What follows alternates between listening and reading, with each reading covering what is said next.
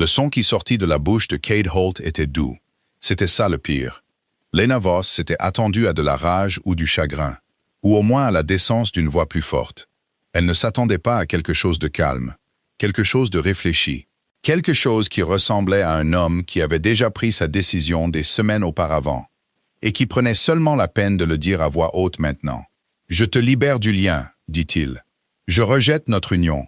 J'en choisis une autre. » Le cercle de la pleine lune était bondé. 200 loups se tenaient en cercle autour du vieux chêne. Tous les visages étaient tournés vers eux, chaque paire d'oreilles dressée dans l'air frais de l'automne. Lena les sentait écouter. Elle sentait le poids de chaque regard, comme on sent la première goutte de pluie sur sa nuque juste avant que l'orage n'éclate. Elle ne les regarda pas. Elle garda les yeux fixés sur Cade. Il ne la regardait plus. Ses yeux s'étaient déjà déplacés au-delà de son épaule gauche, vers la lisière des arbres où se tenait une jeune fille dans une robe couleur crème. Grande et droite, ses cheveux sombres détachés et son menton relevé. Une alpha, bien sûr, une alpha. Lena connaissait l'existence de Nora Wells depuis 11 jours. Elle ne le savait pas avec certitude, mais elle le savait de la manière dont le corps comprend les choses avant que l'esprit ne s'en rende compte. Une froideur le matin, une nouvelle façon pour Cade de se tenir quand elle entrait dans une pièce. Le silence particulier de quelqu'un qui porte un secret et qui a décidé que c'était à vous de le découvrir. La cérémonie de rupture du lien était traditionnellement un moment de grande solennité. Les loups aînés, au museau grisonnant et solennel, se tenaient aux 4 points cardinaux. Des torches brûlaient dans des supports en fer. Le chêne derrière Cade était si vieux que 3 personnes se tenant la main ne pouvaient pas en faire le tour. Tout dans le décor disait « Ceci est important. Ceci est une chose sacrée. » Les mains de Lena étaient froides.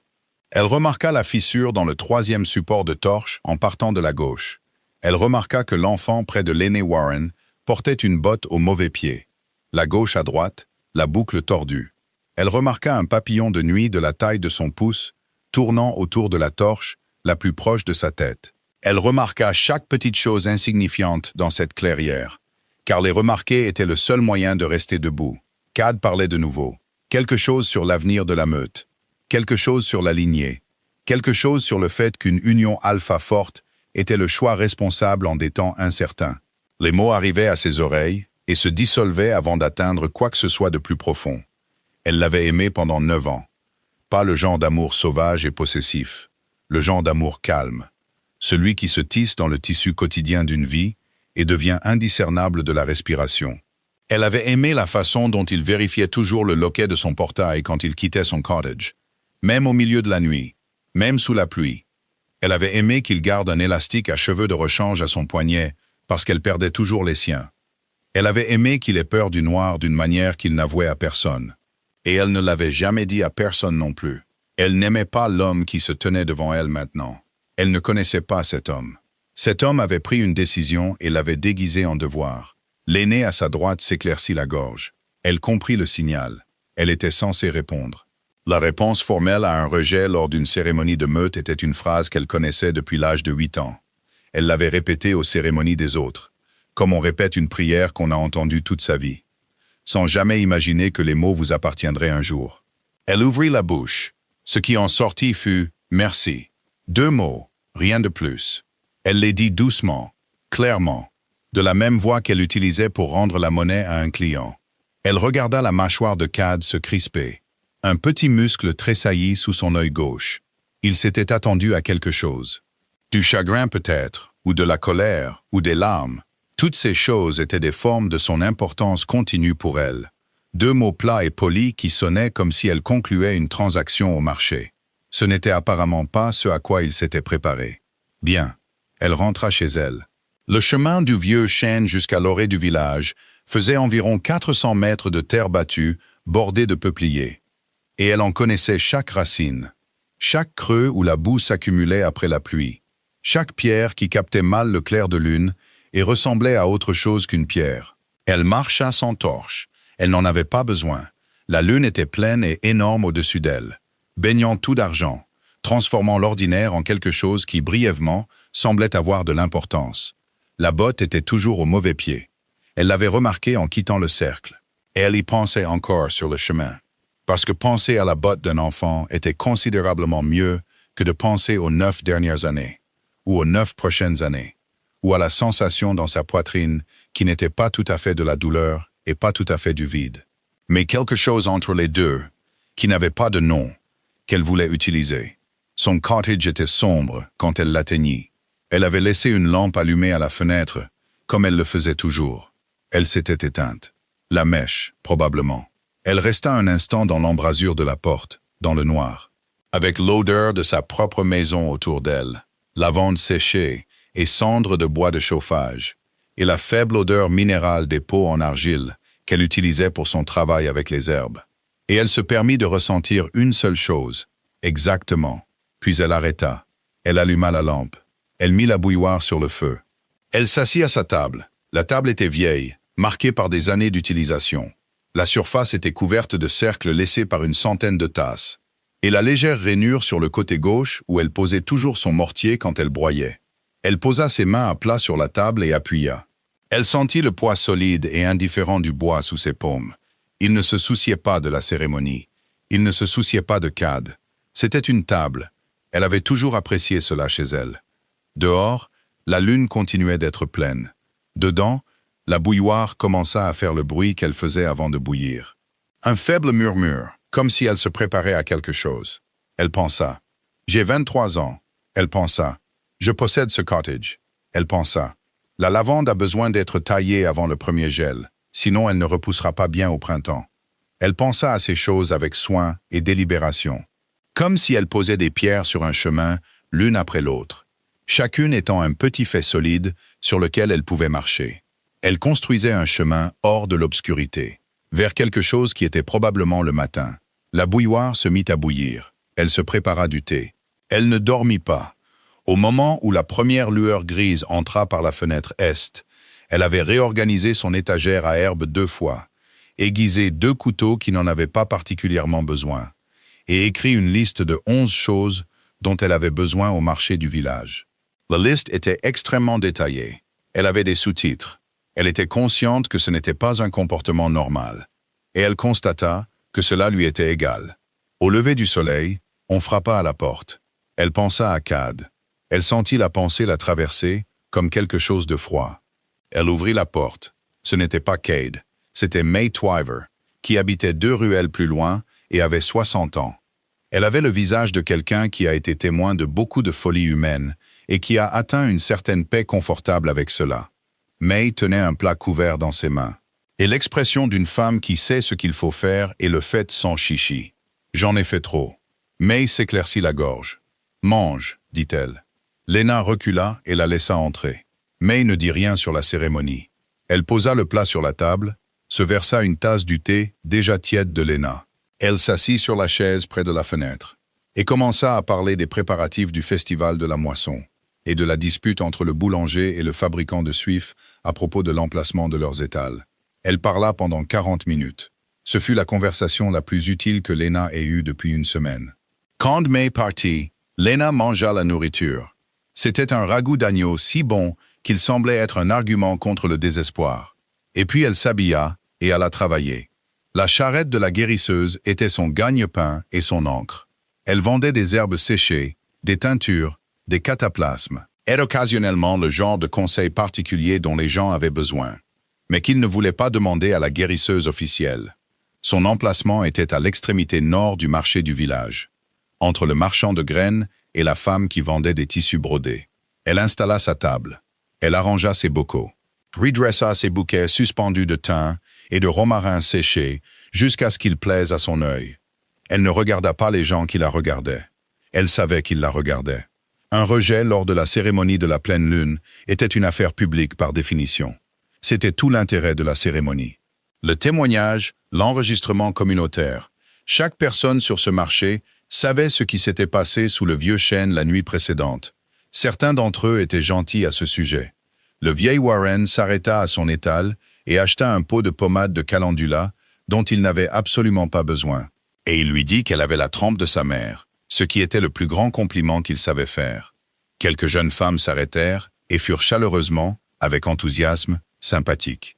D'une manière qui donnait à Lena l'impression d'être un bocal qu'on examinait pour y trouver des fissures. Elle leur sourit à toutes avec la même chaleur neutre. Elle vendit 7 bocaux, 2 bouquets et un cataplasme avant midi.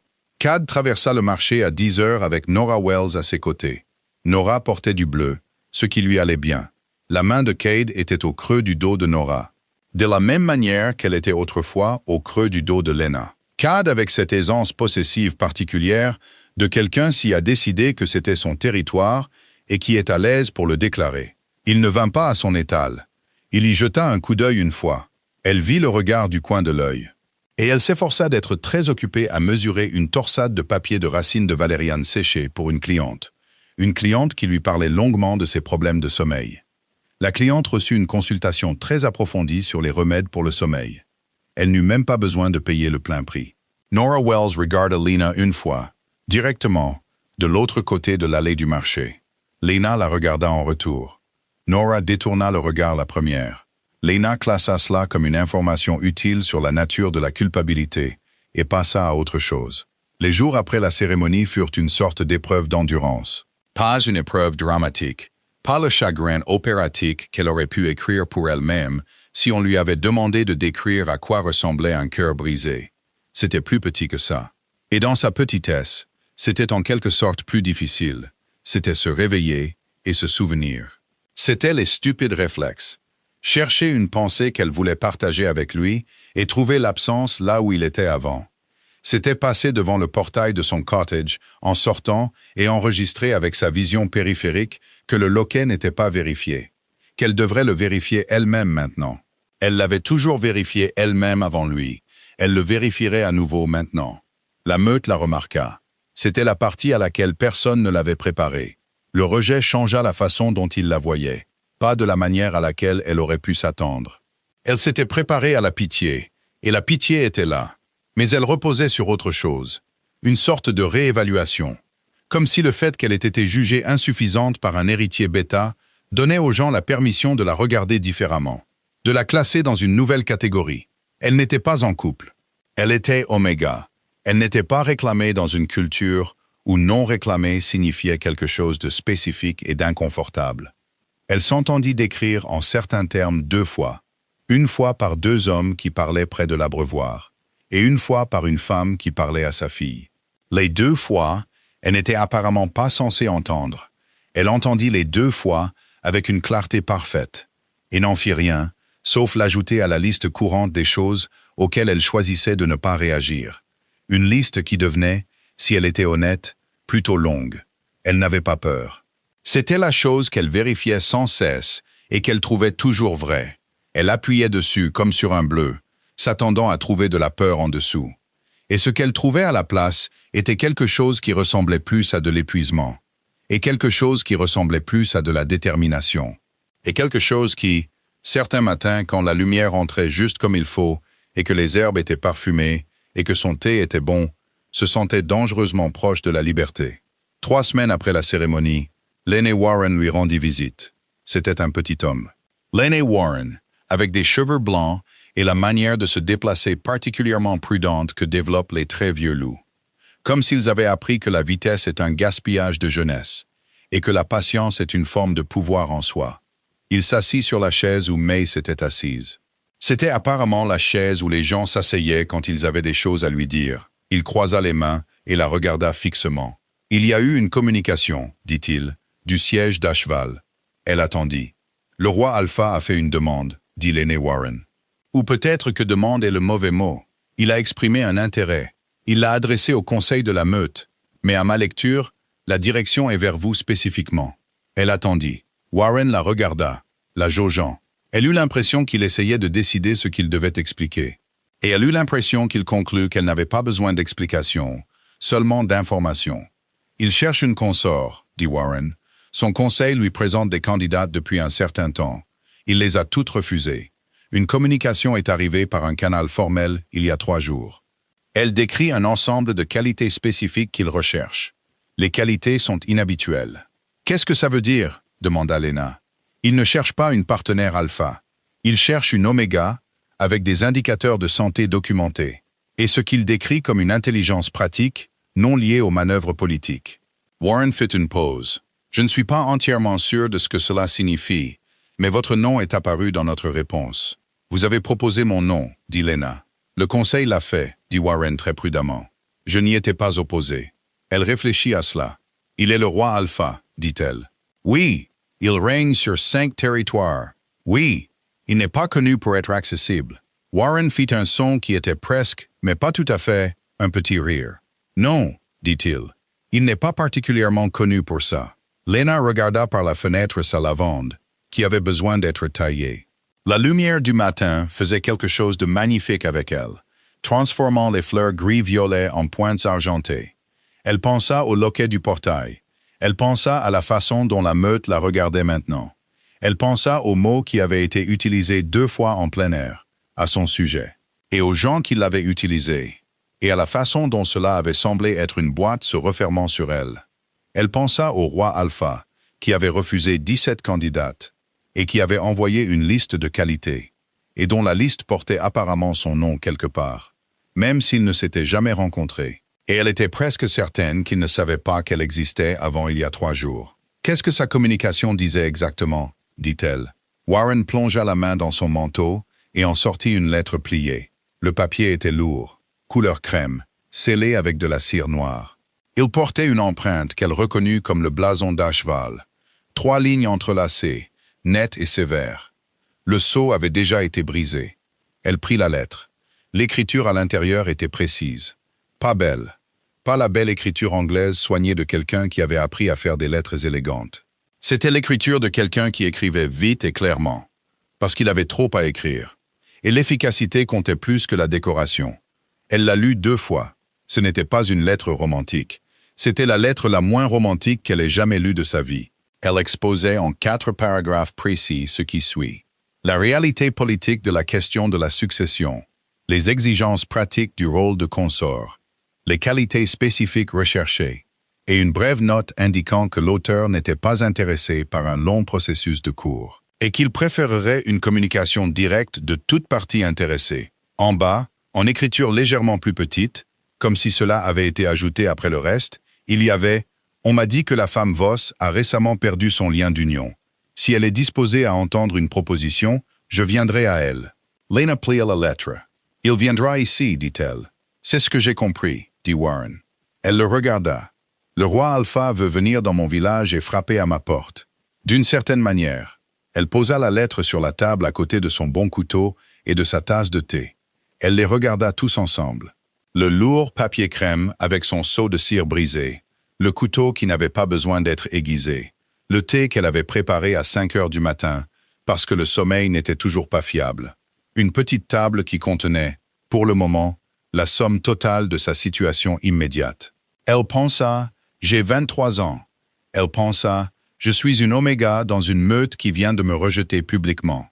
Elle pensa « Il a une écriture terrible et aucune compréhension apparente de la façon dont les gens se parlent. Et il a apparemment décidé que je suis la solution à un problème politique ». Elle pensa « Il y a de pires problèmes auxquels être la solution de quelqu'un. Dites-lui, dit-elle à l'aîné Warren, que j'entendrai la proposition. » Warren hocha la tête une fois, avec la satisfaction tranquille de quelqu'un qui s'attendait à cette réponse. Et qui était heureux qu'elle soit arrivée sans drame. Il se leva, ajusta son manteau et se dirigea vers la porte. Sur le seuil, il s'arrêta. « Lena, dit-il. » Elle le regarda. « Votre mère, dit-il, aurait eu exactement la même réponse en exactement le même temps. » Il partit.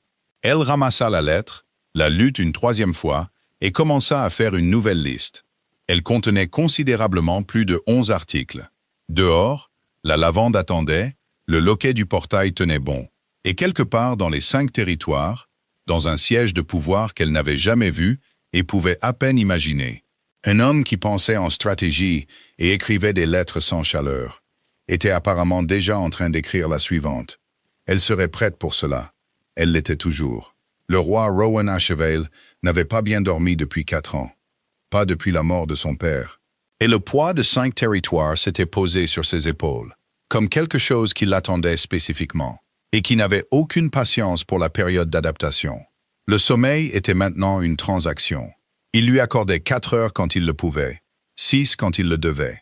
Il prenait ce que le sommeil lui donnait et passait à autre chose. Le dossier sur son bureau, à 6 heures du matin, était le 17e dossier de candidate en 4 mois. Il avait un système pour les lire. Il commençait par la fin, où se trouvaient les notes de recommandation du conseil. Parce que ces notes lui en disaient plus sur son conseil que sur la candidate. Le langage qu'ils utilisaient, tempérament approprié, disposition agréable, lignée bien considérée, c'était le langage de personnes qui choisissaient des meubles. Il n'avait pas besoin de meubles. Il avait besoin de quelqu'un qui pouvait exister dans un environnement politique complexe sans se faire dévorer. La 17e candidate était une femme nommée Clara Ashb, âgée de 26 ans, désignée Alpha, d'une meute bien établie dans le territoire de l'Est. Sa photographie montrait une personne qui ressemblait exactement à ce qu'elle était sur le papier. Calme, compétente. Le genre de personne qui dirait la chose correcte dans une situation sociale difficile parce qu'elle avait mémorisé toutes les choses correctes. Il ne doutait pas qu'elle était capable. Il doutait qu'elle soit la bonne pour cela. Il n'était pas entièrement sûr de ce à quoi la bonne ressemblait. Il savait que ce n'était pas ça. Il ferma le dossier. Le général Orrin Page frappa 2 fois et entra. C'était l'arrangement auquel ils étaient parvenus après la première année du règne de Rowan. Quand il était devenu clair que frapper et attendre ajoutaient 20 minutes à chaque journée qui ne pouvait pas être récupérée, Orrin avait 62 ans, bâti comme un mur qui avait décidé de se mettre à l'aise. Et il avait servi le père de Rowan avec la même compétence directe qu'il appliquait maintenant à Rowan. Il n'offrait pas d'opinion à moins qu'on ne lui en demande. Il offrait des informations de manière concise, puis attendait les décisions. Le conseil a envoyé un rappel, dit Orrin, concernant le calendrier de la consort. Ils veulent une décision d'ici l'assemblée d'hiver. Je sais, dit Rowan. Ils croient que Clara Ashb est votre meilleure option restante. Je le sais aussi. Orrin resta silencieux un moment. Puis il dit, il y a autre chose. Une correspondance est arrivée du conseil de la meute Voss. En réponse à notre demande générale, il posa une seule feuille sur le bureau de Rowan. Un nom, une femme appelée Lena Voss. Désignation Oméga, âge 23 ans. Récemment libérée d'un lien d'union. La note des aînés la décrit comme inhabituellement pratique et, je cite, pas facilement impressionnée par les choses qui s'attendent à l'impressionner. Rowan regarda la feuille. Les données jointes étaient, en tant que données, remarquables. Il le remarqua d'abord parce qu'il remarquait les données avant toute autre chose. Puis, il relut la description des aînés. Pas facilement impressionné par les choses qui s'attendent à l'impressionner. Il retourna la phrase dans son esprit. C'était une chose étrange pour un aîné de meute à mettre dans une correspondance formelle à un roi. Les aînés ne donnaient généralement pas leur avis. Celui-ci l'avait fait, et d'une manière clairement délibérée. Il regarda la photographie. Ce n'était pas le genre de portrait formel que les dossiers de candidates contenaient habituellement. Les images soigneusement éclairées, soigneusement composées pour lesquelles les candidates savaient qu'elles posaient. Celle-ci semblait avoir été prise sur un marché. Elle regardait légèrement à gauche de l'appareil photo, vers quelque chose hors du cadre. Son expression était alerte et insouciante. Cheveux sombres attachés, mains visibles sur les bords du cadre. Positionnée comme si elle était en train de faire quelque chose et avait été surprise. Il y avait un bocal dans une main. Elle ressemblait à quelqu'un qui avait beaucoup de choses en tête et qui était à l'aise avec ça. Rowan posa la photographie. Il la reprit. Il avait regardé 17 photographies de candidates. Il ne pouvait pas se souvenir avec précision de l'apparence des 12 premières. « Que savons-nous de la situation du lien d'union » demanda-t-il. Un héritier bêta de la meute. Le rejet a été public lors d'une cérémonie de pleine lune il y a 3 semaines. Pourquoi l'a-t-il rejeté? La note des aînés ne le dit pas. L'implication est une stratégie de lignée. L'héritier bêta s'est ensuite uni à une femme alpha. Un calcul assez courant dans les petites meutes. Rowan réfléchit à cela. Il réfléchit à ce que signifiait être publiquement libéré d'un lien devant toute sa communauté de meute. Il pensa à la photographie et à la façon dont elle regardait quelque chose hors du cadre, avec cette expression alerte et sereine. Soit elle était quelqu'un qui s'était remise d'une blessure importante avec une vitesse extraordinaire, soit elle était quelqu'un qui était entré dans cette cérémonie en portant déjà quelque chose qui rendait la cérémonie moins lourde. Il pensait que la seconde option était plus probable. Non pas parce qu'il la connaissait, mais parce qu'il comprenait le type particulier de personne qui regarde la difficulté et commence à construire avant que la difficulté ne soit terminée. Il dit « Rédiger une communication, je vais dicter ». Orrin sortit un stylo. Rowan réfléchit pendant 30 secondes. Puis il parla. Il était conscient, même pendant que les mots sortaient, que la communication n'était pas écrite comme la plupart des gens communiquaient.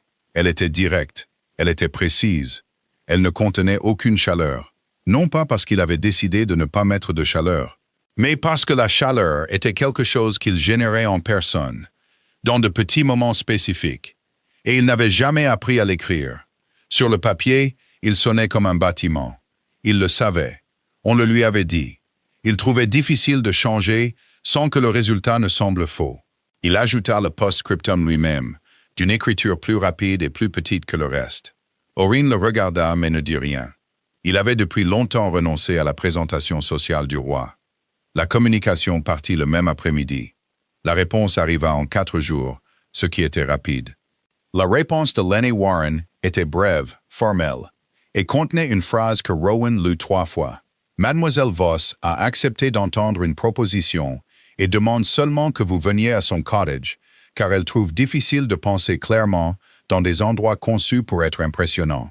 Il constata qu'il ne pouvait pas argumenter contre cela. Il constata, s'il était précis à ce sujet, qu'il le respectait. Il dit à Aurine qu'ils iraient vers le nord le matin. Pas nous, au sens royal. Juste 2 chevaux, une escorte maintenue à 400 mètres de distance. Il ne le dit pas au conseil. Il ne l'annonça pas. Il partit à l'heure grise avant l'aube et chevaucha à travers la matinée, avec l'air froid et les collines nues d'automne autour de lui, et la qualité particulière du silence qui existait en dehors du siège du pouvoir. Un silence qui n'attendait rien de lui. Il arriva au village de Voss à midi. C'était un petit endroit, ordonné. Le marché était en cours, les ruelles étaient animées, et les gens le remarquèrent, parce que les gens le remarquaient toujours. Il était conscient de sa propre visibilité, de la même manière que l'on est conscient de sa taille. Comme un simple fait physique que l'on n'a rien fait pour mériter. Il garda sa capuche baissée et se déplaça rapidement. Et trouva le cottage sans avoir besoin de demander, car la description de Lenny Warren avait été précise. Portail, lavande, porte bleue. Il s'arrêta devant le portail. Il y avait une femme dans le petit jardin, à genoux dans la terre, les 2 mains travaillant le sol à la base d'un buisson de lavande, les manches retroussées jusqu'au coude. Elle marmonnait quelque chose pour elle-même, ou peut-être pour la plante, d'un ton qui suggérait une légère irritation. Elle ne l'avait pas entendu, ou si elle l'avait fait, elle finissait d'abord ce qu'elle faisait. Il attendit. Après un moment, elle s'assit sur ses talons et leva les yeux. Yeux bruns, de la terre sur les 2 mains, sur une joue, sur le genou gauche de sa robe. Une expression qui passa par la reconnaissance.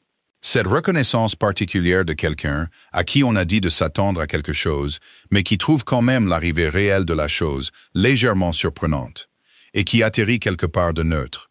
Pas la neutralité aplatie de quelqu'un qui masque ses sentiments. La neutralité authentique de quelqu'un qui fait un calcul rapide. Elle se leva. Elle n'essuya pas ses mains. Elle les mit sur ses hanches. Il dit, « Mademoiselle Voss ». Elle dit, « Vous n'avez pas amené de héros. » « Je n'en voyais pas l'intérêt, dit-il. La plupart des rois, dit-elle, voient un intérêt aux héros. « Je trouve que les héros ralentissent les choses, dit-il. » Elle le regarda un autre moment, puis elle dit, « Entrez. Je suppose que vous voulez du thé. Vous avez l'air d'un homme qui veut du thé, mais qui ne le demanderait jamais. » Il n'avait pas réalisé qu'il voulait du thé. Il la suivit à l'intérieur.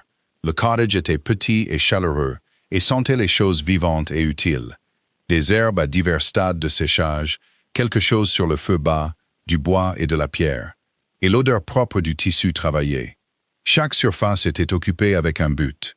Pas encombré, fonctionnel, des bocaux avec des étiquettes d'une petite écriture précise, un mortier et un pilon centrés sur la table, avec l'autorité installée de quelque chose qui est exactement à sa place. Des livres sur une étagère, avec leur dos vers l'extérieur et leurs titres visibles. Il lut 4 titres avant qu'elle n'ait mis la bouilloire sur le feu, et il enregistra que la liste de lecture était pratique et éclectique, et pas du tout ce à quoi il s'était attendu. Il n'avait pas su qu'il s'attendait à quelque chose. Apparemment si. Il s'assit sur la chaise qu'elle lui indiqua. Elle s'assit en face de la table et le regarda avec la même expression alerte et réfléchie de la photographie. Et il comprit maintenant que c'était simplement son visage par défaut. Pas une performance. Juste le visage qu'elle portait pendant qu'elle pensait. Il dit, « Je suppose que Warren vous a expliqué la situation générale. » Elle dit, « Il m'a dit que vous aviez besoin d'une consort et que vous aviez refusé 17 candidates. » « 17 » confirma-t-il. « Pourquoi ?» Il la regarda. « Pourquoi quoi? Pourquoi les avez-vous refusés ?» Il constata qu'il n'était pas préparé à cette question, ce qui était inhabituel. Il y réfléchit. « C'était toutes des choix corrects, dit-il finalement. C'était tout le genre de choix que mon conseil pouvait expliquer. Je n'avais pas besoin d'un choix que mon conseil pouvait expliquer.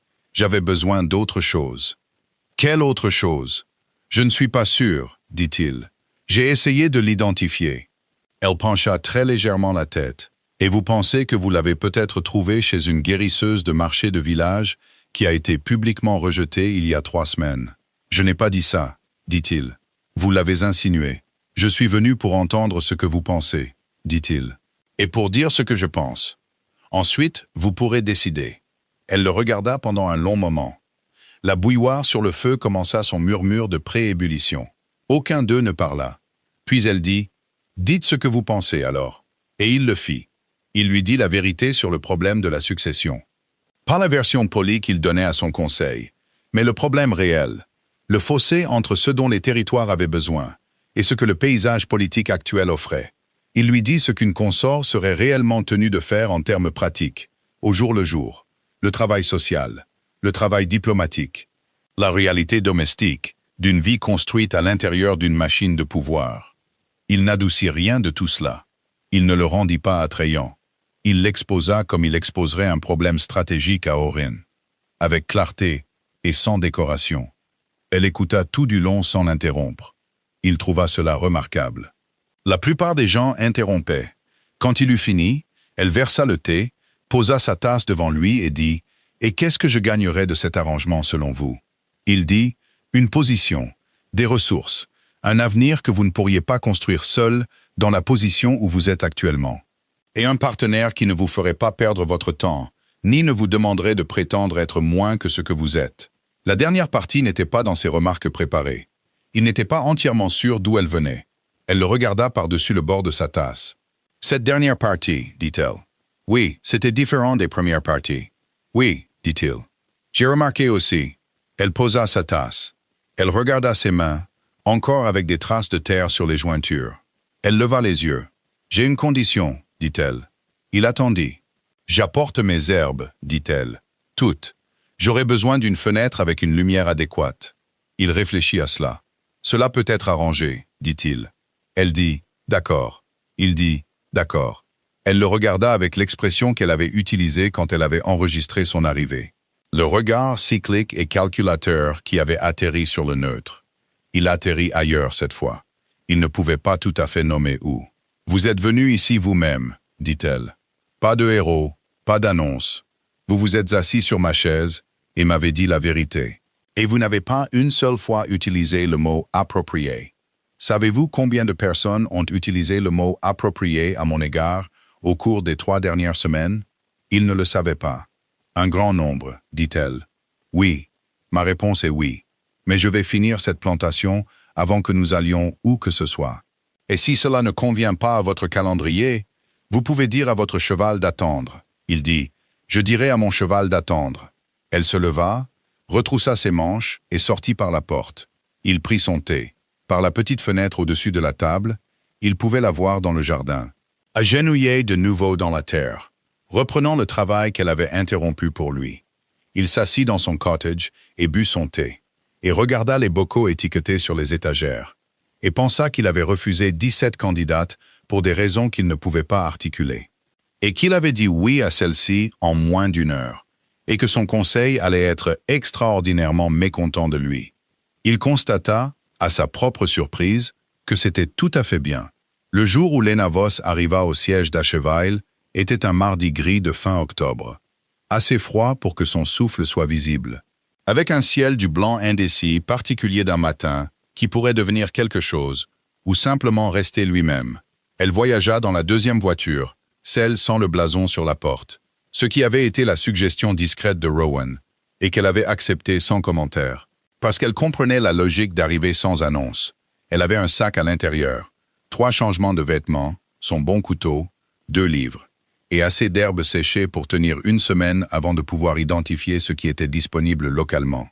Elle avait laissé le cottage aux soins de May Twyver, qui avait accepté la responsabilité avec l'expression de quelqu'un qui attendait d'être utile et qui était heureux que le moment soit arrivé. Le siège d'Achevail n'était pas un château au sens des vieux contes de fées. C'était un complexe. Plusieurs grands bâtiments en pierre disposés autour d'une cour centrale, reliés par des passerelles couvertes et délimités par un haut mur de la même pierre sombre. Il avait la qualité organisée et fonctionnelle d'un lieu qui avait été construit pour fonctionner plutôt que pour impressionner. Elle remarqua que les jardins le long de l'approche principale n'étaient pas décoratifs. Ils produisaient des légumes, des herbes, une longue rangée de quelque chose qu'elle ne pouvait pas identifier depuis la fenêtre de la voiture, mais qu'elle voulait regarder de plus près. La voiture s'arrêta dans la cour centrale. Le général Orrin Page attendait. C'était un homme grand et calme, avec une cicatrice blanche au-dessus de son sourcil gauche, et la manière de quelqu'un qui avait vu de nombreuses situations et avait appris à les évaluer avant de réagir. Il regarda Lena comme on regarde une information que l'on essaie de classer correctement. Elle le regarda de la même manière. « Mademoiselle Voss, dit-il, je suis Orrin Page. Je vais vous montrer vos appartements. »« Merci, dit-elle. » Elle prit son propre sac avant que quiconque puisse l'atteindre. Ce qui produisit une petite expression rapidement réprimée sur le visage d'Orrin, qu'elle pensa être de l'approbation. Les appartements qu'on lui donna étaient dans l'aile est, au 2e étage. Ce qu'elle ne réalisa pas avant d'y être, c'était l'aile de la buanderie. La suite était confortable. Un salon, une petite chambre et une fenêtre. Elle alla d'abord à la fenêtre, comme elle le faisait toujours dans un nouvel espace. À travers elle, on voyait la cour de la buanderie, les longues cordes à linge, la vapeur s'élevant des bouches d'aération, 3 ouvriers se déplaçant entre elles avec une efficacité exercée. Elle regarda cette vue un moment. Derrière elle, la femme qui l'avait accompagnée, une membre du personnel nommée Mira, au visage sévère et très correct, dit « Nous pensions que vous apprécieriez la lumière naturelle. » Lena se retourna et la regarda. L'expression de Mira était parfaitement agréable. Parfaitement, délibérément agréable, à la manière d'une personne qui a soigneusement choisi sa position. « La lumière est charmante, » dit Lena, avec une chaleur sincère. « Et la vapeur est agréable par temps froid. J'imagine qu'en hiver, cette fenêtre est pratiquement tropicale. » Mira cligna des yeux. « Oui, » dit-elle après une brève pause. « Eh bien, je vais vous laisser vous installer. » Elle partit. Lena posa son sac sur le lit, déballa d'abord les herbes, et se tint à la fenêtre, regardant la cour de la buanderie avec ses bocaux disposés sur le rebord. Il captait la pâle lumière du matin. Sus en ambre brillant, le vert sombre ressemblant à de l'eau. Elle avait eu de pires fenêtres. Elle en avait eu de meilleures. Elle pensa à la lumière de l'Est dans son cottage et classa la comparaison. Elle aurait besoin d'une meilleure lumière éventuellement, mais pas aujourd'hui. Rowan la trouva dans le potager 2 heures plus tard. Elle était partie à la recherche des plantes qu'elle avait vues de la voiture et les avait trouvées. Un vaste potager derrière l'aile est, pas immédiatement visible de l'approche principale, ce qui signifiait que c'était un jardin de travail et non d'exposition. Elle était accroupie à l'extrémité, examinant ce qui s'avéra être une variété de sauge. Elle n'en voyait pas souvent si au nord. « Vous l'avez trouvé, » dit-il. Elle se leva.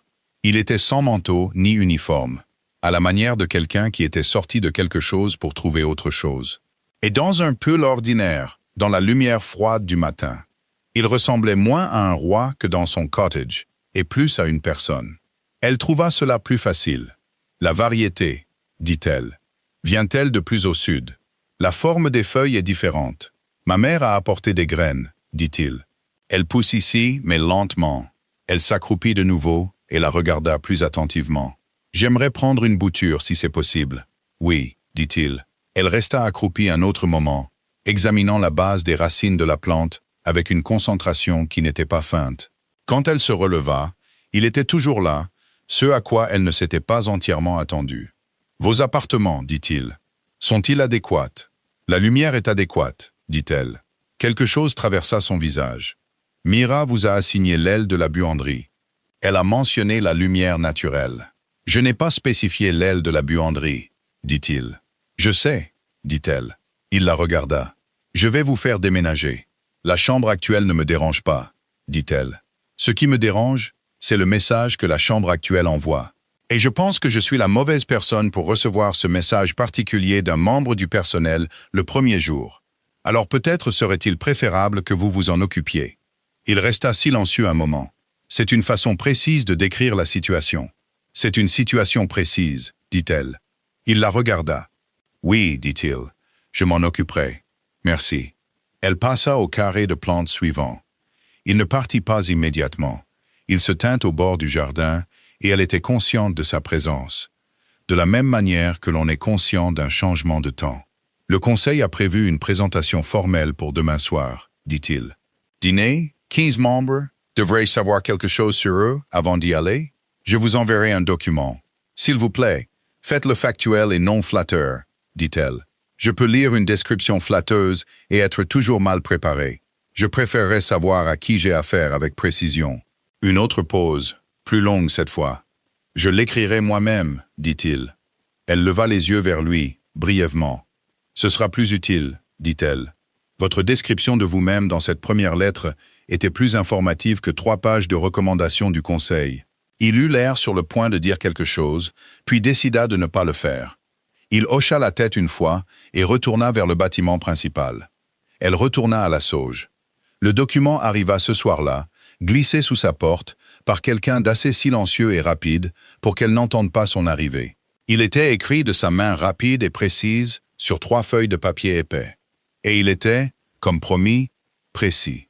Les descriptions du conseil étaient lucides au point d'être légèrement impitoyables. L'aîné Bramlott valorise la tradition au-dessus de l'efficacité, gère la dissidence par le retard plutôt que par le débat. Lady Cororan, intelligente, égoïste, excellente pour paraître autrement. Le commandant Pell, loyal au siège avant tout, suivra la direction du roi, mais exige une confiance visible dans cette direction, sinon il commence à calculer des alternatives. Elle le lut 2 fois. Elle prit quelques notes dans la marge au crayon. Au bas de la 3e page, en écriture plus petite que le reste. Il n'y a pas de chose correcte à dire à ce dîner. Il y a seulement la chose qui est vraie, et le jugement de quand la vérité est utile et quand elle ne l'est pas. Vous savez déjà comment faire ce jugement. Je vous ai vu le faire dans votre cottage. Elle lut ce dernier paragraphe 3 fois. Elle ne répondit pas, mais elle dormit mieux qu'elle ne l'avait fait depuis des semaines. Et le matin, les bocaux d'herbe sur le rebord de la fenêtre captaient la lumière naissante. Et elle décida de les garder exactement là pour l'instant, parce qu'ils ressemblaient à quelque chose qui valait la peine d'être gardé. À 7 heures, on frappa à la porte, et un jeune membre du personnel dont le nom s'avéra être Will annonça qu'on la déplaçait dans la suite sud, qui avait, selon les termes de Will, de bien meilleures fenêtres. Et nous sommes vraiment désolés pour la confusion. Elle remercia Will. Elle déménagea. La suite sud avait des fenêtres sur 2 murs. Elle y resta un moment, dans la lumière du matin, et pensa à la précision, et aux hommes qui écrivaient ce qu'ils pensaient, et à ce que cela signifiait d'être dans un endroit qui s'ajustait autour d'elle. Puis elle déballa à nouveau les herbes et les mit dans la meilleure lumière, et descendit voir pour les boutures de sauge. Elle était arrivée. Elle n'était pas préparée à tout. Elle était préparée aux choses qui comptaient. Et les choses qui comptaient, elle commençait déjà à découvrir qu'elles n'étaient pas tout à fait les choses auxquelles on lui avait dit de s'attendre. Le dîner de ce soir-là était le genre d'événement conçu pour ressembler à une réunion agréable, tout en étant en réalité une inspection très approfondie. Lena y entra en le sachant. Elle constata, à son propre amusement, que le savoir rendait toute l'affaire considérablement moins menaçante. Une pièce ne peut pas être utilisée contre vous si vous comprenez déjà ce qu'est la pièce. 15 membres du conseil en tenue de cérémonie, disposés autour d'une table assez longue, pour que la conversation se fragmente naturellement en petits groupes. Ce qui signifiait que le dîner était aussi un exercice de collecte d'informations. Qui s'asseyait près de qui recherchait qui, dont la chaise était tournée vers qui. Elle catalogua tout cela entre la porte et son siège, sans avoir l'air de le faire. Rowan était déjà au bout de la table. Il était en uniforme de cérémonie, ce qui changeait la qualité de sa présence d'une manière qu'elle trouvait intéressante à observer. Pas l'uniforme lui-même, mais ce qu'il faisait à la pièce. Comment l'espace autour de lui s'organisait différemment quand il le portait. Comment la posture des gens s'ajustait de petites manières inconscientes. Il ne jouait pas l'autorité. Il l'avait simplement, de la manière structurelle d'un mur porteur. La pièce était la pièce parce qu'il y était. Il la regarda quand elle entra. Elle le regarda en retour. Une seule seconde, pas plus, avant de se diriger vers son siège, qui avait été placé correctement à sa droite. Pas adjacent, mais visible. Une affirmation sans être une déclaration. L'aîné Bramlott était à sa gauche. Cheveux précis, bouche fine. Les mains de quelqu'un qui avait assisté à des réunions importantes pendant 40 ans et avait appris à les garder très immobiles sur la table. Il attendit le premier plat pour commencer. Nous n'étions pas entièrement au courant, dit-il du ton d'une personne qui était entièrement au courant, mais voulait qu'elle sache qu'il considérait cela comme un manquement, que la recherche du roi était terminée. Je ne crois pas qu'elle soit officiellement terminée, dit-elle agréablement. Je crois que je suis ici pour être considérée. Et pourtant, on vous a donné la suite sud, dit Lot. On m'a donné des appartements confortables, dit-elle. Je pense que c'est de l'hospitalité plutôt qu'une annonce. Lot la regarda. Elle le regarda en retour avec la même chaleur neutre qu'elle avait utilisée au marché du village, sur les gens qui l'avaient regardée après la cérémonie, assez chaude pour être polie, assez neutre pour être illisible. De l'autre côté de la table, Lady Cororine écoutait quelque chose que l'homme à sa droite disait, tout en observant Lena avec l'attention périphérique particulière de quelqu'un qui faisait deux choses à la fois et réussissait les deux. Elle était douée. Lena le nota sans animosité. La capacité de prêter attention dans deux directions simultanément était une compétence, et les gens qui l'avaient méritaient une reconnaissance précise. Elle retourna la compétence contre Lady Finn pendant le deuxième plat, et regarda la femme réaliser qu'elle était observée et ajuster son expression, si doucement que c'était presque invisible. Presque. Lena fit une petite marque dans le registre mental qu'elle construisait. Rowan ne dit presque rien pendant le dîner. Elle comprit que c'était stratégique. Laisser la pièce bouger, laisser l'évaluation se faire, observer les résultats. Il parlait quand on s'adressait à lui, et donnait des réponses correctes et complètes, et faisait avancer la conversation sans lui donner de direction particulière. Elle reconnut la technique. Elle en utilisait une version elle-même au marché. Quand un client voulait discuter de quelque chose sur lequel elle n'avait pas l'intention de prendre position. À un moment, vers le troisième plat, le commandant Pell lui posa une question directe sur les conflits commerciaux du territoire de l'Ouest. C'était évidemment un test pour déterminer si elle avait été briefée ou si elle opérait sur des connaissances générales. Elle répondit à partir de ces connaissances générales parce qu'elle les avait, et parce que feindre l'ignorance était plus insultant que d'admettre ses limites. Et elle dit clairement, « Je ne connais pas le différent actuel spécifique, mais je serais intéressé de le comprendre de la part de quelqu'un qui le connaît. Seriez-vous disposé à me l'expliquer? Ou préférez-vous que je lise d'abord la documentation? » Pell la regarda, puis il regarda Rowan. Rowan regardait son assiette, mais elle surprit le mouvement au coin de sa mâchoire, qu'elle commençait à comprendre comme ce qu'il faisait, au lieu de sourire en public. Pell commença à expliquer le différend commercial. Il l'expliqua en détail. Il l'expliqua pendant près de 10 minutes. Il était clairement heureux de l'expliquer. Elle écouta avec une attention sincère et posa 3 questions de suivi, chacune déplaçant l'explication vers un territoire plus spécifique. Et au moment où le troisième plat fut débarrassé, Pell s'était convaincu de l'apprécier, sans sembler remarquer qu'il l'avait fait. Elle classa Pell sous « gérable ». La conversation avança. Elle se déplaça à travers elle comme elle se déplaçait à travers le marché du village, sans dominer, sans disparaître, gardant ses mains occupées par l'acte d'être utile, pendant que ses yeux continuaient leur autre travail.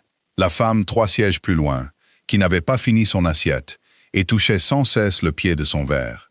Le jeune membre du conseil près de l'autre bout qui était trop prudent avec ses mots et observait les membres plus âgés avant de parler. L'énergie de la table, qui passa en 2 heures de quelque chose d'accessoire et légèrement hostile à quelque chose de plus proche d'une conversation de dîner ordinaire. Non pas parce que quelque chose de dramatique s'était produit, mais parce qu'elle avait maintenu la température correcte. Rowan marcha à côté d'elle ensuite, dans le bref couloir entre la salle à manger et le hall principal où leurs chemins se séparaient. Il dit doucement, « Vous avez donné un projet à Pell. Il en avait besoin, » dit-elle. C'est un homme qui fonctionne mieux quand il explique quelque chose à quelqu'un qui veut qu'on lui dise. Et vous vouliez qu'on vous le dise. Je voulais sincèrement qu'on me le dise, dit-elle. Le différend commercial semble avoir été mal géré depuis 2 ans et nécessitera un véritable démêlage. J'aimerais le comprendre correctement. Il s'arrêta de marcher. Elle s'arrêta avec lui. Il la regarda. La note sur la lecture de la documentation d'abord était bonne, dit-il. La plupart des gens auraient inventé une réponse. La plupart des gens, dit-elle, ont peur de paraître ignorants. Je préférerais ne pas être ignorante, en fait. Il dit oui. Le mot était simple, mais il atterrit avec la qualité de quelque chose qui attendait d'être dit. Le conseil, dit-elle. Leur conclusion? Je le saurai demain, dit-il. Mais Pell vous a apprécié. Lot est insatisfait. Lady Finn recalcule. Lady Finn, dit Lena, est la personne la plus intéressante dans cette pièce. La plupart des gens ne la trouvent pas intéressante, dit Rowan. La plupart des gens la trouvent agréable. La plupart des gens, dit-elle, ne regardent pas la même chose que moi. Il resta silencieux un moment, puis, « Qu'est-ce que vous regardez ?» Elle envisagea de le lui dire. Elle décida de le faire. « Quelqu'un qui est très doué dans ce qu'elle fait, » dit-elle, « et qui est dans cette salle du conseil depuis assez longtemps, pour comprendre qu'être sous-estimé est un outil. Et qui a décidé ce soir si elle allait m'aider ou travailler contre moi. Et je ne sais pas encore ce qu'elle a choisi. » Rowan la regarda avec une expression qu'elle ne pouvait pas entièrement lire. Ce n'était pas le regard calculateur d'avant. C'était quelque chose de plus calme. « Et cela vous intéresse, dit-il. »« Considérablement, dit-elle. » Le couloir était vide, sauf pour eux. Le son de la salle à manger s'était estompé. La soirée était devenue sombre, à l'extérieur des hautes fenêtres. Et les pierres du couloir étaient froides comme la vieille pierre est toujours froide. Un froid qui appartient au bâtiment lui-même, plutôt qu'à la saison. Aucun d'eux ne bougea immédiatement. Puis elle le fit. Elle se dirigea vers l'aile sud avec ses bonnes fenêtres. Et elle ne regarda pas en arrière. Et elle était consciente qu'il se tenait dans le couloir, la regardant partir. Et elle était consciente qu'elle en était consciente. Et elle classa cela dans une catégorie pour laquelle elle n'avait pas encore de nom. Dans sa chambre, les bocaux d'herbe étaient sur le rebord de la fenêtre dans le noir, rangés après rangés, contenant tout ce qu'elle avait apporté avec elle, qui était encore entièrement à elle. Elle les regarda un moment, puis elle alla se coucher. Le sommet dans le territoire de l'Ouest était la première fois qu'ils assistaient à un événement en tant que couple uni, et il a duré 12 heures. Et Lena n'était pas préparée au type particulier d'épuisement qui ne venait pas du travail. Mais de la performance soutenue d'un rôle dont elle apprenait encore les contours. Elle n'était pas mal préparée. Elle avait lu les documents d'information que Rowan avait fournis, qui étaient détaillés et précis, comme tous les documents qu'il produisait. Elle connaissait les délégations par nom et territoire. Elle connaissait les différents ouverts et ceux qui étaient enfouis. Elle savait quelle combinaison de personnes dans une pièce produisait des frictions prévisibles et lesquelles produisaient des alliances imprévisibles. Elle avait passé 3 soirées la semaine avant le sommet à lire la documentation commerciale que Pell lui avait donnée, qui s'était avérée exactement aussi embrouillée qu'elle l'avait soupçonnée. Et elle avait pris des notes. Et les notes avaient produit 2 questions qu'elle avait posées à Rowan au petit déjeuner le 4e matin. Et le petit déjeuner avait duré 1 heure de plus que ce que l'un ou l'autre avait prévu. Ça avait été un bon matin. Le sommet lui-même se tenait dans la salle régionale du territoire de l'Ouest. Un bâtiment large et bas avec une bonne acoustique et trop de drapeaux. Le genre d'espace conçu pour que toutes les personnes présentes se sentent également importantes. Tout en communiquant discrètement que certaines personnes y étaient considérablement plus importantes que d'autres. Ils arrivèrent dans la voiture de cérémonie, ce à quoi elle ne s'était pas opposée, car elle comprenait que l'arrivée elle-même était une déclaration et que la déclaration devait être lisible. Elle s'assit à côté de Rowan à la table principale. 12 délégués, 6 représentants territoriaux, 4 membres du Conseil du commerce, divers assistants et conseillers, disposés le long des murs dans le langage visuel de « Nous sommes essentiels, mais ne prenons pas les décisions ». Elle catalogua tout cela entre le moment où elle s'assit et le premier discours officiel. Le discours officiel fut prononcé par un homme nommé Lord Callum Drace, le principal représentant du territoire de l'Ouest. Il avait 60 ans, les épaules larges, qui est la manière particulière d'un homme qui avait été important pendant longtemps et s'attendait à ce que la pièce continue de le confirmer. Il n'était pas inintelligent. Il n'était pas non plus un homme qui s'attendait à être surpris par une femme à la table. Lena le regarda ne pas la regarder pendant la première heure, avec la patience de quelqu'un qui avait une pratique considérable de se faire ignorer. Le délégué du 3e territoire était un jeune homme nommé Félix Wren, 24 ans, si elle avait bien lu son dossier. Pour sa première délégation majeure, et il avait le langage corporel légèrement trop contrôlé de quelqu'un qui essayait de ne pas paraître aussi nerveux qu'il l'était. Il était assis à 3 chaises d'elle, et il touchait sans cesse les boutons de sa veste, l'un après l'autre. Un petit mouvement répétitif que personne n'avait remarqué sauf elle. Pendant la pause du milieu de matinée, elle se déplaça pour se tenir près des rafraîchissements, en même temps que Felix Wren, et dit sans préambule: « Votre point sur les frais de passage du Nord était correct. » Drace ne l'a pas reconnu, mais je pouvais le voir s'ajuster. Félix la regarda avec l'expression de quelqu'un qui ne s'attend pas à ce que la consort du roi Alpha lui parle directement, mais qui est trop bien élevé pour le montrer entièrement. « Je n'étais pas sûr qu'il l'ait entendu, » dit Félix. « Il l'a entendu, » dit-elle. « Il est très doué pour faire semblant de ne pas entendre les choses qu'il a l'intention d'utiliser plus tard. » Félix la regarda avec une nouvelle qualité d'attention. « C'est exact. Gardez vos points courts, » dit-elle doucement. Il répond à la brièveté. Les arguments plus longs lui donnent le temps de construire une contre-argumentation. Les déclarations courtes et nettes nécessitent des réponses courtes et nettes. Et il n'aime pas être enregistré avec des réponses courtes et nettes qui pourraient être fausses. Félix absorba cela. Le plus petit changement dans sa posture, un apaisement, une légère détente. « Merci, » dit-il. Elle prit son eau et retourna à son siège. Rowan était déjà assis. Il ne dit rien, mais ses yeux étaient sur elle depuis le moment où elle s'était déplacée vers les rafraîchissements. Et ils restèrent sur elle pendant le retour. Et elle en était consciente comme on est conscient d'une main près de son épaule, mais sans la toucher. Une chaleur à une courte distance. L'heure du déjeuner était organisée à la manière des déjeuners diplomatiques. Ce qui signifiait qu'elle n'était pas organisée du tout. C'était une période sociale informelle, pendant laquelle les vraies conversations avaient lieu. Elle s'y déplaça avec soin, ce qui signifiait qu'elle s'y déplaça avec une aisance apparente. Ce qui était la même chose exprimée différemment. Elle passa 12 minutes avec la femme du 4e territoire, qui n'avait pas mangé à la table principale et s'avéra être la véritable analyste commerciale derrière la position du 4e territoire. Un fait que tout le monde dans la pièce faisait semblant de ne pas savoir. Parce que son supérieur aimait croire qu'il était l'analyste, elle passa 8 minutes avec l'assistant principal de Lord Drace, qui était plus franc que son employeur et moins prudent qu'il n'aurait dû l'être après 2 verres du vin régional. Elle mangea un petit pain en se tenant près de la fenêtre.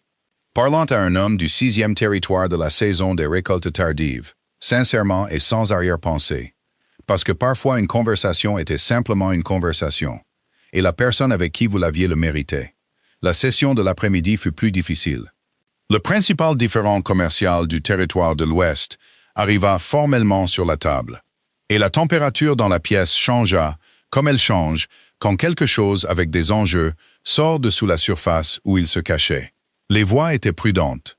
Le langage était précis et acéré, comme le devient le langage diplomatique, quand les gens ont des positions fortes qu'ils ne sont pas prêts à déclarer.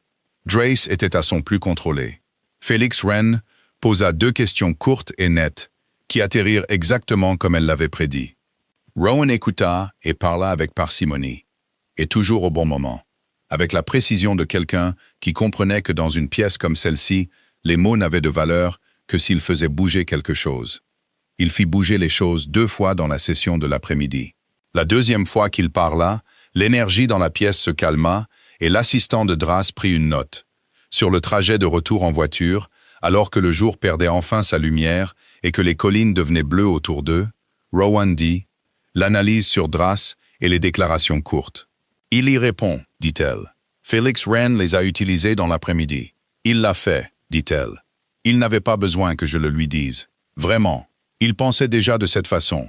Il avait juste besoin que quelqu'un le confirme avant d'être prêt à le faire dans une pièce de cette taille. Rowan resta silencieux un moment. « Vous faites ça, » dit-il. « Faire quoi?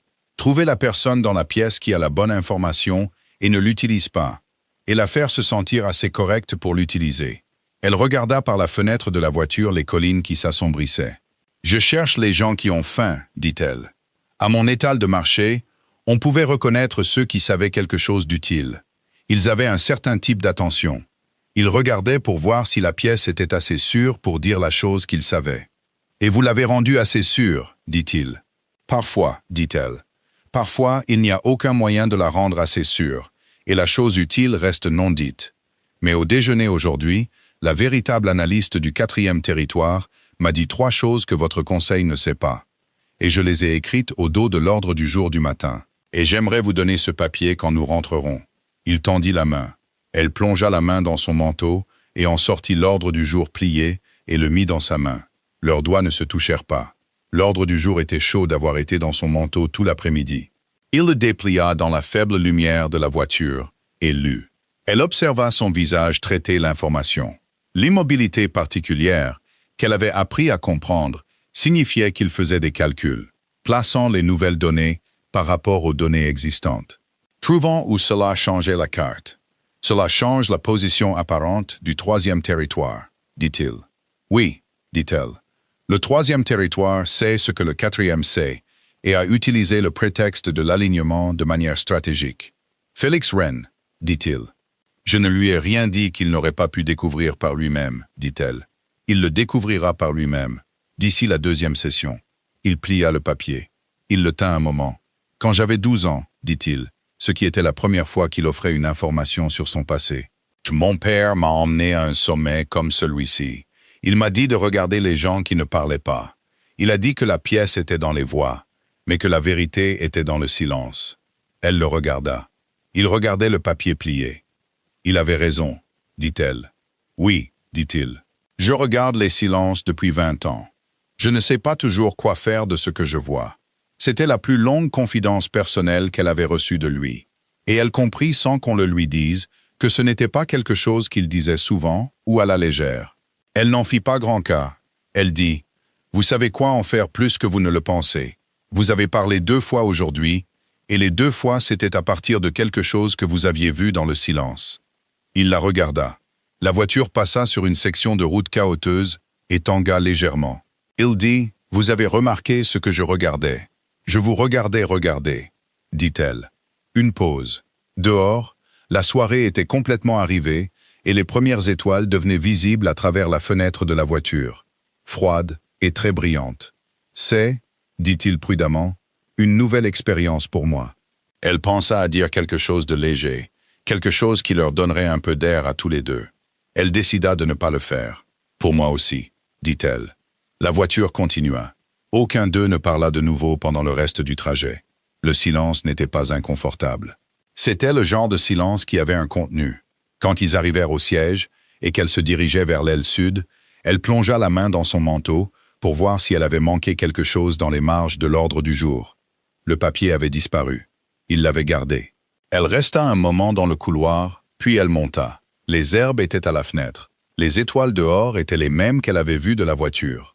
La nuit était froide, et les pierres du bâtiment retenaient le froid. Et la lampe sur sa table était déjà allumée, ce qui signifiait que Will était passé. Ce qui signifiait que quelqu'un ici avait décidé qu'elle valait de petites attentions. Elle s'assit et écrivit tout ce que l'analyste des 4e territoires lui avait dit en entier, de mémoire. Parce que le papier de l'ordre du jour n'avait que les notes, et la mémoire avait le reste. Elle le posa sur la table pour le matin. Elle pensa à la voiture. Elle pensa à la qualité particulière d'être observée par quelqu'un qui était habitué à tout observer et avait apparemment décidé que l'observer, elle était une catégorie spécifique et distincte. Elle pensa au mot « nouvelle » et à ce qu'il signifiait dans la bouche d'un homme qui faisait des choses complexes depuis 20 ans et qui n'avait plus de nouvelles choses depuis un certain temps. Elle souffla la lampe. Les bocaux d'herbe étaient des formes noires dans l'obscurité. Leur parfum était faible et bon. Elle ferma les yeux. Elle ne pensa pas à Kate Holt. Elle ne pensa pas au vieux chêne ou à la lune, ou au son qui était sorti de sa bouche, qui avait été si doux. Elle ne pensa pas à 9 ans de lavande et de loquets de portail, et à un élastique à cheveux de rechange sur un poignet. Elle pensait au silence, et à ce qu'il contenait. Et comment quelqu'un pouvait le regarder pendant 20 ans, et être encore surpris par une nouvelle chose dedans. Cette pensée la porta jusqu'au sommeil. Le document du conseil arriva un mercredi matin à 7 heures, plié dans une enveloppe officielle et placé sous sa porte par quelqu'un de silencieux. Dès la manière dont les choses qui devaient paraître formelles étaient toujours placées sous sa porte. Elle le lut en prenant son petit déjeuner. Il était adressé au roi formellement, et elle comprit qu'elle n'était pas censée l'avoir. Et aussi que quelqu'un avait décidé qu'elle devrait l'avoir. Elle soupçonna Oren. Il avait la compréhension précise du flux d'informations qui caractérisait les personnes qui contrôlaient l'information sans avoir l'air de le faire. Le document était poli. C'était la politesse spécifique des gens qui présentent un argument qu'ils ont l'intention de gagner. Il exposait en 4 sections la position du Conseil sur l'arrangement de consort, utilisant cette expression tout au long plutôt que son nom. Il citait la disposition de l'ancien Code de gouvernance, article 19, clause 4, concernant l'examen des arrangements de consort improductifs au cours de la première année. Il notait que l'arrangement était en place depuis 7 semaines et qu'aucune cérémonie de liaison formelle n'avait été menée. Il recommandait, avec le plus grand respect pour l'autonomie du roi, que le Conseil soit autorisé à présenter des unions alternatives à la table lors de l'Assemblée d'hiver. Elle le posa, elle le reprit. Elle relut la 3e section. La 3e section était celle qui n'était pas polie. Elle était présentée comme un précédent historique. Mais ce qu'elle disait dans le langage du précédent et du protocole était « Une consort oméga à ce siège est une vulnérabilité, pas un atout, et les territoires ne peuvent pas se permettre d'être dirigés par le sentiment. » Elle mit le document dans le tiroir de la table d'appoint à côté de son petit déjeuner. Elle finit ses œufs. Elle pensa au document pendant qu'elle travaillait dans le potager ce matin-là. C'est là qu'elle pensait à la plupart des choses. Parce que travailler avec ses mains donnait à la pensée l'espace de se produire sans la dominer. La lavande qu'elle avait plantée dans le coin le plus éloigné s'établissait. Elle avait un accord avec le chef de cuisine pour le romarin. Les boutures de sauge du jardin principal avaient toutes pris, les 3. Elle pensa à l'article 19, clause 4. Elle pensa à ce que « improductif » signifiait dans le langage des conseils. Elle le comprit clairement. Cela signifiait pas de liaison visible, pas d'union confirmée, pas de déclaration publique du roi qui réglerait la question au-delà de tout argument. Cela signifiait que le Conseil avait une faille et que la faille était toujours ouverte. Elle pensa « Ce n'est pas mon problème à résoudre. C'est le sien. Je ne suis pas entré dans cet arrangement avec l'intention de combattre son conseil pour lui. Je suis entré dans cet arrangement avec l'intention de construire quelque chose. Et les bâtiments nécessitent des fondations. Et la fondation ici n'a pas été posée. » Elle coupa une tige de romarin. Elle la sentit. Elle l'a mis dans le panier. Rowan la trouva comme il le faisait souvent quand elle était dans le jardin. Elle savait qu'il venait ici pour la chercher. Elle ne l'avait pas dit à voix haute. Elle n'en avait pas besoin. Il venait ici, dans les moments entre les choses. Entre les réunions et les documents et le poids constant de diriger 5 territoires. Et il ne parlait pas toujours. Parfois, il se tenait simplement au bord. Et elle était consciente de sa présence. Et cette conscience avait une qualité qu'elle avait cessé d'essayer de catégoriser. « Je vois que vous avez reçu le document du Conseil, » dit-il. Elle leva les yeux. « Comment savez-vous que je l'ai reçu ? » « Parce que vous coupez le romarin avec plus de précision que le romarin n'en requiert, » dit-il. Elle regarda le romarin. Il n'avait pas tort. « Article 19, » dit-elle. « Oui. » Clause 4. « Oui. » Elle se leva et brossa la terre de ses genoux. « Qu'avez-vous l'intention de faire à ce sujet ?» Il resta silencieux. Pas le silence de celui qui ne sait pas. Le silence de quelqu'un qui a déjà décidé et qui cherche maintenant les bons mots. « J'ai l'intention de m'adresser au Conseil cet après-midi, » dit-il.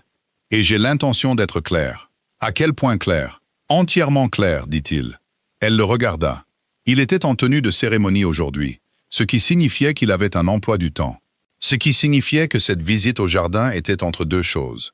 Ce qui signifiait qu'il était venu ici dans la faille parce que la chose dans la faille était celle-ci. Le Conseil n'aimera pas ça, dit-elle. Non, dit-il. Ils sont vos conseillers depuis longtemps, dit-elle. Lot surtout. Il croit sincèrement en la disposition. Lot croit en toute disposition qui le ramène à une position d'influence qu'il sent que l'arrangement actuel a réduite, dit Rowan, avec la précision de quelqu'un qui annonce la météo. Elle resta silencieuse un moment. « Vous saviez, dit-elle, quand vous avez envoyé la communication originale à Warren, vous saviez que le Conseil aurait une disposition qu'il pourrait utiliser. »« Oui, dit-il. Et vous avez quand même continué. »« Oui. » Elle regarda le romarin dans son panier. Elle regarda la sauge dans le coin. Elle regarda le ciel de fin de saison, qui était du bleu clair particulier des jours d'automne qui semblaient empruntés. « Le document m'a qualifié de vulnérabilité, » dit-elle. « Je sais. Je ne suis pas intéressée, » dit-elle, « à passer l'année prochaine à être la chose dont le Conseil se dispute. Je ne suis pas venu ici pour être un problème administratif continu. Je suis venu ici parce que je pensais qu'il y avait quelque chose qui valait la peine d'être construit. Et je pensais que vous le pensiez aussi. » Je le pense, dit-il. Alors construisez-le avec moi, dit-elle. Arrêtez de gérer l'opinion du conseil sur moi et dites-leur ce que je suis réellement. Il la regarda. Que êtes-vous réellement? Elle croisa son regard. Utile, dit-elle. Sincèrement, pratiquement utile. Pas dans le sens où ils entendent le mot, dans le sens qui compte. Et vous le savez déjà. Vous le savez depuis le sommet. Il était très immobile. Oui, dit-il. Alors dites-le, dit-elle, à la réunion de cet après-midi. Pas comme une défense du sentiment, comme une évaluation stratégique. C'est le langage qu'il parle. Parlez-le. Une longue pause.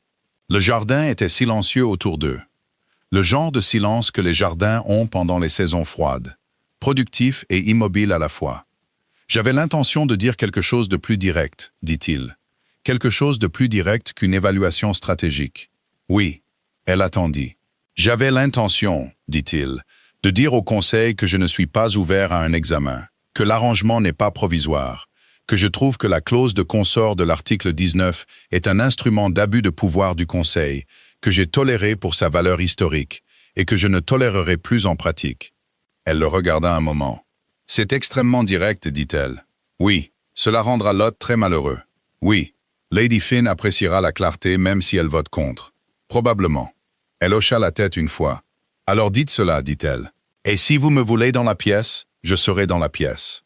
Il la regarda, et la chose sur son visage qu'elle avait observée se développer pendant 7 semaines, la chose qu'elle avait pris soin de ne pas nommer, était maintenant pleinement visible. Pas de la manière performée du sentiment, de la manière structurelle. La manière dont le mur porteur est visible si vous savez quoi regarder. Je vous veux dans la pièce, dit-il. Elle ramassa son panier. J'aurai besoin de 20 minutes pour me changer, dit-elle. Et je veux savoir avant d'entrer si Lady Finn a décidé de quel côté elle vote. Je vais le découvrir, dit-il. Elle retourna vers le bâtiment.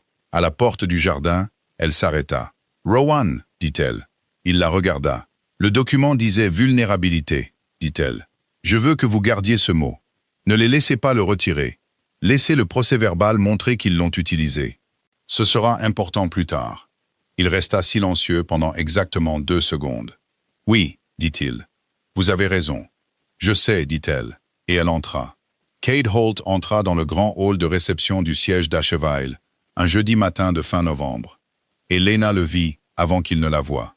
Elle était à l'autre bout du hall, près de la fenêtre est, avec une tasse de thé et la correspondance du matin, qu'elle parcourait avec Will, qui gérait le flux administratif de sa journée, avec le genre d'efficacité discrète qui la rendait reconnaissante chaque matin pour celui qui le lui avait assigné. Elle était en train de demander à Will la réponse du 4e territoire aux notes du sommet de la semaine dernière, quand les portes principales s'ouvrirent et la délégation de l'Ouest entra. Cade était en tête. Il n'avait pas changé. C'était la première chose qu'elle enregistra. La même taille, la même carrure, la même façon d'entrer dans une pièce, comme s'il la mesurait déjà. Il portait la tenue de cérémonie de la représentation de sa meute, qui était bleue et grise. Et il se tenait comme elle l'avait toujours connu, ce qu'elle reconnaissait maintenant simplement comme un fait à son sujet, comme sa taille, sans plus de poids personnel que cela. Derrière lui, Nora Wells. Nora dans sa version formelle, calme, certaine, ses cheveux sombres relevés, sa posture annonçant sa désignation, comme la posture alpha le faisait toujours. Elle balaya la pièce du regard, avec l'autorité facile de quelqu'un qui s'attendait à être à sa place où qu'elle arrive. Et le balayage s'arrêta quand il trouva Lena. Et il y eut une brève recalibration. Puis l'expression de Nora se figea en quelque chose de soigneusement neutre. Lena prit une gorgée de son thé. Will dit doucement. La délégation commerciale de l'Ouest. Vous n'êtes pas officiellement prévu avant la session de fin d'après-midi. Je sais, dit-elle tout aussi doucement. Je finirai ça plus tard. Elle lui tendit la pile de correspondance. Le 3e point nécessite le regard de Rowan avant midi. Bien sûr, dit Will. Et il disparut avec la compétence de quelqu'un qui comprenait quand se retirer. Elle resta à la fenêtre. Le hall de réception avait la qualité d'une pièce publique, visible sous plusieurs angles, acoustiquement compliquée, pleine de la conscience particulière qui venait d'être dans un espace où des choses étaient censées se produire. Orin accueillait la délégation à l'entrée principale. 2 autres membres du personnel prenaient les manteaux. L'affaire de l'arrivée se déroulait correctement. Cad la trouva des yeux avant que l'affaire de l'arrivée ne soit conclue. Elle le regarda la trouver. Elle le regarda enregistrer où elle se tenait, ce qu'elle tenait et ce qu'elle portait. Un bleu foncé qu'elle n'avait pas choisi pour une raison liée à lui, mais qui se trouvait être, elle en était consciente, extrêmement bien sur elle. Elle le regarda faire plusieurs calculs rapides. Elle garda son visage simple. Il traversa la pièce. Elle avait environ 30 secondes et elle les utilisa pour décider, avec la délibération froide de quelqu'un qui s'était entraîné à des situations sociales difficiles, dans un environnement social très difficile, pendant 7 semaines, exactement comment elle allait être à ce moment. Pas froide. Le froid lui dirait qu'il avait encore le pouvoir de la rendre froide. Pas chaleureuse. La chaleur lui dirait quelque chose qu'elle ne voulait pas lui dire. Elle allait être exactement ce qu'elle était. Une personne qu'il connaissait autrefois, qui était maintenant très occupée et qui était heureuse de le voir bien se porter. « Lena, dit-il. « Cad, dit-elle. « Bienvenue. Le hall est chaud après le froid du matin. Comment était la route vers le nord ?» Il la regarda. « Tu as l'air bien, dit-il. »« Merci, dit-elle. L'automne a été gérable. Comment va la meute ?» Il cligna des yeux. « La meute va bien. La récolte a été bonne. J'en suis heureuse, dit-elle. » Et puis, parce qu'elle allait être précise avec elle-même, elle dit « Sincèrement, j'en suis heureuse. » Il la regarda, et il y avait quelque chose sur son visage qui n'était pas tout à fait ce à quoi elle s'était attendue. Pas de la culpabilité exactement. Quelque chose de plus confus que la culpabilité. Quelque chose qui ressemblait à un homme qui avait été certain d'avoir pris la bonne décision, la décision efficace, la décision responsable, et qui était arrivé dans une pièce pour trouver la décision, se promenant en bleu foncé, buvant du thé et semblant être complètement bien. Et le fait d'être complètement bien était en quelque sorte plus difficile à traiter que le chagrin ne l'aurait été. Elle comprit cela. Elle ne l'aida pas avec ça. Il dit « Je me demandais. Je n'étais pas sûr de comment tu allais. J'ai été très occupé, dit-elle. Il y a beaucoup de travail ici. » Bien sûr, dit-il. Nora a l'air bien, dit-elle, parce que le dire en premier était un choix sur qui tenait le terrain. Il se tourna légèrement vers Nora qui était de l'autre côté de la pièce, présentée à quelqu'un par Aurine. « Elle l'est, dit-il. Elle s'est bien installée. »« Bien, dit Lena. » Près de l'entrée, Rowan était entré. Elle avait entendu le changement dans l'acoustique de la pièce qui se produisait quand il arrivait. Le léger ajustement collectif. Il se déplaça directement à travers l'espace, saluant les chefs de délégation, disant les choses correctes dans la séquence correcte. Elle le regarda traverser la pièce. Il vint à elle en dernier, ce qui n'était pas de la hiérarchie, c'était du calcul. Elle comprit le calcul. Il se tint à côté d'elle. Elle sentit le changement de poids que la pièce fit. « Lord Holt, » dit Rowan. « Précis, correct. »« Votre Majesté, » dit Cade. Il y avait quelque chose de plus tendu dans sa voix qu'elle n'avait l'habitude d'entendre de lui. « Nous sommes heureux que vous ayez fait le voyage, » dit Rowan. « Les routes de l'Ouest à cette saison demandent une certaine patience. »« Nous nous en sommes bien sortis, » dit Cade. Une pause, le genre de pause qui contenait beaucoup. Rowan dit « Lena », pas une question, pas une déclaration, juste son nom, de la manière calme de quelqu'un qui dit un nom parce que la personne se tient à côté de lui et qu'il aimerait le reconnaître. Elle le regarda. Il regardait la pièce, mais l'angle de son attention était entièrement tourné vers elle. Elle dit « La correspondance a un troisième point qui nécessite votre attention avant midi. »« Je l'ai vu, » dit-il. « J'ai déjà pris une note. »« Bien, » dit-elle. Et puis à Cade, « Je vous verrai à la session de l'après-midi. Il y a un point commercial que vous avez soulevé dans vos notes de délégation sur le passage du Nord que j'ai trouvé sous-utilisé et j'aimerais vous poser des questions à ce sujet. » Cade la regarda. Il regarda Rowan. Il la regarda de nouveau. « Bien sûr, » dit-il. Elle s'excusa pour se diriger vers le travail du matin. Elle s'éloigna d'eux sans se presser, ce qui était une compétence qu'elle avait dû apprendre.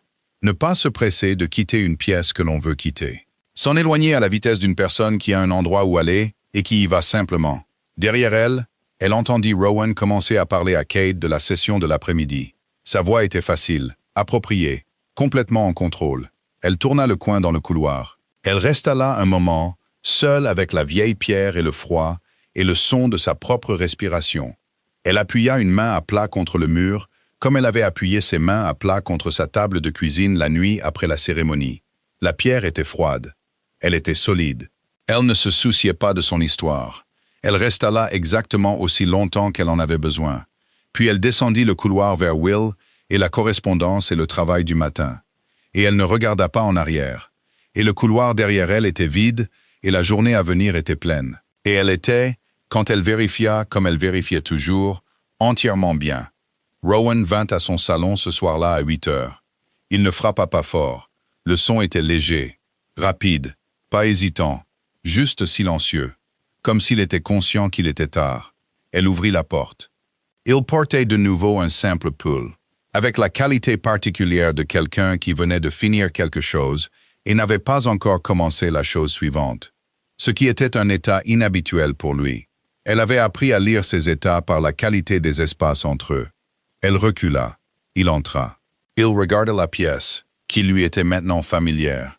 Elle avait depuis longtemps renoncé à se soucier de savoir s'il entrait ou non, et il avait depuis longtemps renoncé à demander s'il le devait. Il s'assit sur la chaise près de la lampe. Elle fit du thé. Elle ne demanda pas s'il en voulait. Quand elle le posa devant lui, il dit « La session de l'après-midi. Elle s'est bien passée. » Elle dit « L'argument sur les frais du passage du Nord a avancé. » Félix Wren, dit-il. « Il a été très bon aujourd'hui, dit-elle. Il a trouvé son registre dans cette pièce. Il sera une force significative dans 2 ans. » Rowan enroula ses 2 mains autour de sa tasse. Il la regardait. Elle dit « Dites la chose. » Il leva les yeux. « Quelle chose? »« La chose que vous êtes venu dire ici, dit-elle. Pas la session de l'après-midi. Il y a autre chose. » Il resta silencieux. Puis il dit « Holt !» Elle prit une gorgée de son thé. « Quoi à son sujet? »« Je vous ai observé ce matin, dit-il, dans le hall de réception. » Elle attendit. « Vous avez été extraordinaire, dit-il. » Et cela sortit sur le ton de quelqu'un qui rapporte une observation plutôt que de faire un compliment. Pas de manière performée. Vous lui avez parlé d'une manière qui l'a écarté sans cruauté, sans drame. Vous l'avez retiré de la position qu'il occupait dans votre vie, et vous l'avez fait en 4 minutes, et il ne retrouvera pas cette position. Elle regarda sa tasse. C'est une façon précise de le décrire. C'est ce que j'ai observé, dit-il. Elle pensa au couloir ensuite, au fait d'appuyer ses mains à plat contre la pierre froide. Elle n'allait pas lui en parler. Certaines choses étaient à elle. Il a fait un calcul il y a 9 ans, dit-elle. Et puis il a fait un calcul différent il y a 3 mois. Il est arrivé ici aujourd'hui en s'attendant à ce que les 2 calculs soient toujours vrais. Le premier n'est pas pertinent, le second est terminé. Elle posa sa tasse. C'est tout ce qui s'est passé. Il la regardait. Vous n'êtes même pas légèrement amer, dit-il. Je suis précisément la bonne quantité d'amer, dit-elle. Je ne vais pas jouer un chagrin que je n'ai pas, ou une paix que je n'ai pas méritée. J'ai eu un automne difficile, et j'en suis sorti avec une image claire de ce que je portais et de ce que je ne portais pas. Kate Holt est dans la colonne non. C'est simplement exact. Il la regardait toujours. Les 4 minutes de ce matin, dit-il. Pendant que vous lui parliez, je vous regardais et je... Il s'arrêta. Il regarda sa tasse. Il la regarda de nouveau. Je voulais être plus près, dit-il. Finalement, je voulais être dans le morceau spécifique de la pièce où vous vous teniez. Elle laissa cela en suspens.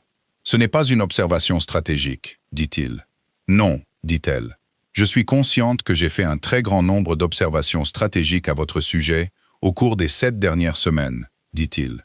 Et que certaines d'entre elles n'ont pas été stratégiques. Certaines d'entre elles ne l'ont pas été, acquiesça-t-elle. Il la regarda. Et vous le savez depuis un certain temps, dit-elle. La lampe était chaude entre eux. Dehors, la nuit était froide et les étoiles étaient sorties. Les mêmes étoiles que depuis la voiture du sommet, les mêmes que depuis la fenêtre de son cottage. Les herbes sur le rebord de la fenêtre étaient des formes sombres dans la pièce chaude. Je ne sais pas, dit-il prudemment, comment faire cette partie. Elle le regarda. Quelle partie? La partie où ce n'est pas de la stratégie, dit-il. Je sais comment identifier ce dont j'ai besoin. Je sais comment le localiser. Je sais comment créer les conditions pour que les choses fonctionnent. Je ne sais pas. Il s'arrêta. J'ai été efficace toute ma vie. L'efficacité est... Et je trouve que m'asseoir dans cette pièce avec vous est l'utilisation la plus efficace de n'importe quelle partie de ma journée. Et je ne suis pas entièrement sûr de quoi faire de cela, parce que cela n'a rien à voir avec l'efficacité. Elle le regarda pendant un long moment. Elle pensa à la lettre à l'écriture terrible. Elle pensa au cottage et aux mains sales et à la franchise spécifique d'un homme qui ne savait pas qu'il était censé être autre chose qu'honnête. Elle pensa au trajet en voiture et aux papiers pliés et au silence qui avait un contenu. Elle dit « Vous n'avez pas à savoir comment faire cette partie. Moi non plus. » Il la regarda. « Vous semblez considérablement plus à l'aise avec le fait de ne pas savoir que moi. »« J'ai eu une longueur d'avance, » dit-elle. « Je ne savais pas un grand nombre de choses cet automne. Je m'y suis habitué. » Il faillit sourire. Elle en était certaine cette fois. Le coin de sa bouche bougea. Il dit « Le document de mardi. »« Je sais, » dit-elle. « C'est réglé. J'avais l'intention de m'en occuper. Que cela vous affecte ou non, dit-il. Je veux que ce soit clair. J'allais m'en occuper avant que vous ne disiez un mot à ce sujet. Je sais, dit-elle. Le mot vulnérabilité. Il dit « Ils l'ont retiré du procès-verbal de la réunion. » Je le sais aussi, dit-elle. Will me l'a dit. Je les ai forcés à le remettre, dit-il. Elle le regarda. Vous les avez forcés à le remettre. Il appartient au procès-verbal, dit-il. C'est ce qu'ils ont dit. Le procès-verbal existe pour contenir ce qui s'est réellement passé, pas ce que les gens auraient souhaité avoir dit. Elle resta silencieuse un moment. Merci, dit-elle. Il hocha la tête. La pièce était chaude. Le thé refroidissait. La nuit dehors était entièrement froide et entièrement immobile. Elle dit « Restez. Il y a 11 choses que je veux vous dire sur le différend du passage du Nord, et certaines d'entre elles changeront votre approche de la deuxième session demain. » Il la regarda. 11 ? Au moins 11. Je pourrais en trouver d'autres. Il se cala dans le fauteuil.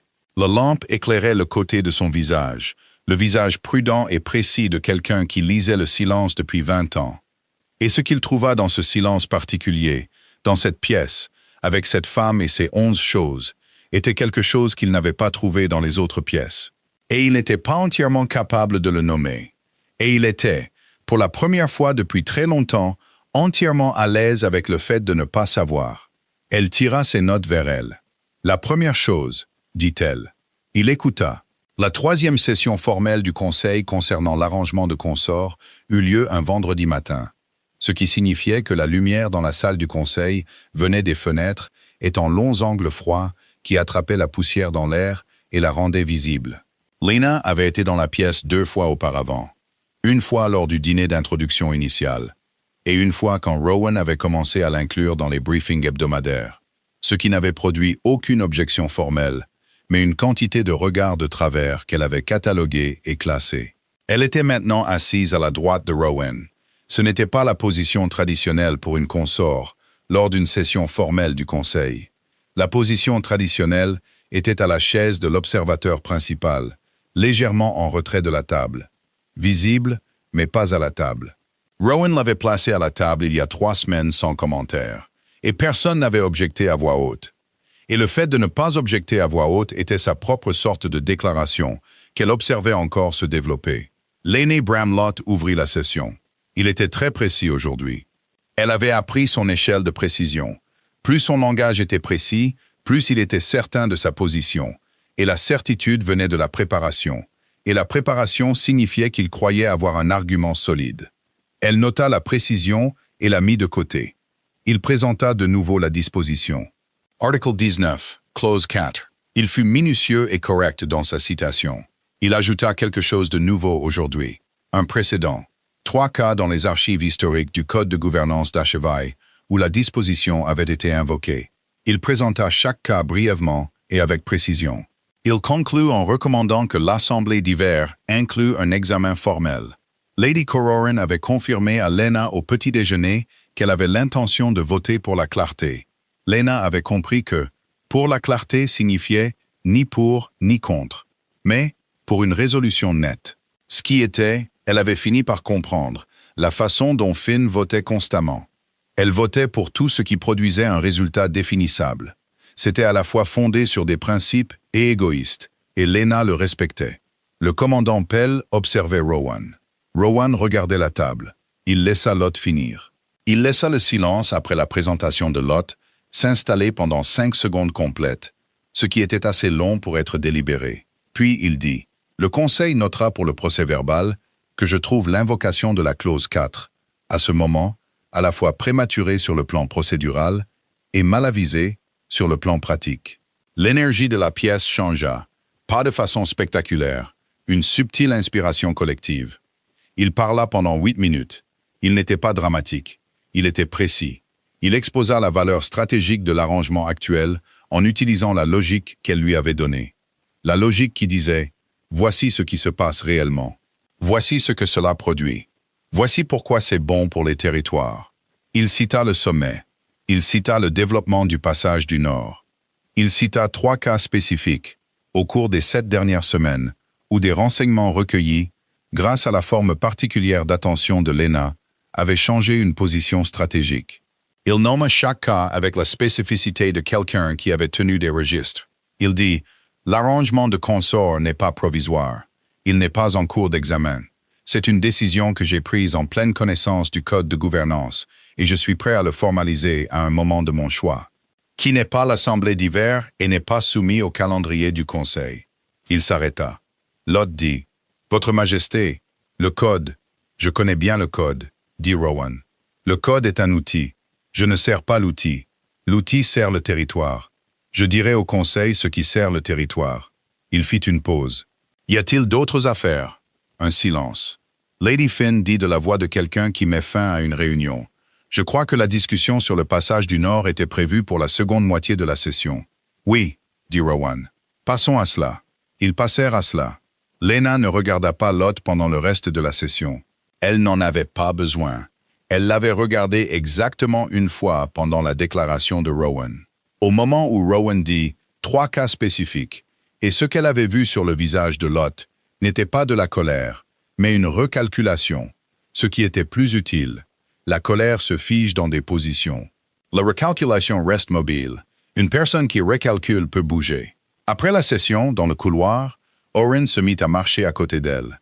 Il ne dit rien pendant un moment. Puis il dit « Le mot mal avisé était nouveau. »« Oui, dit-elle. Il dit habituellement incorrect, dit Oren. Mal avisé est personnel. Incorrect est stratégique. » Elle regarda Oren.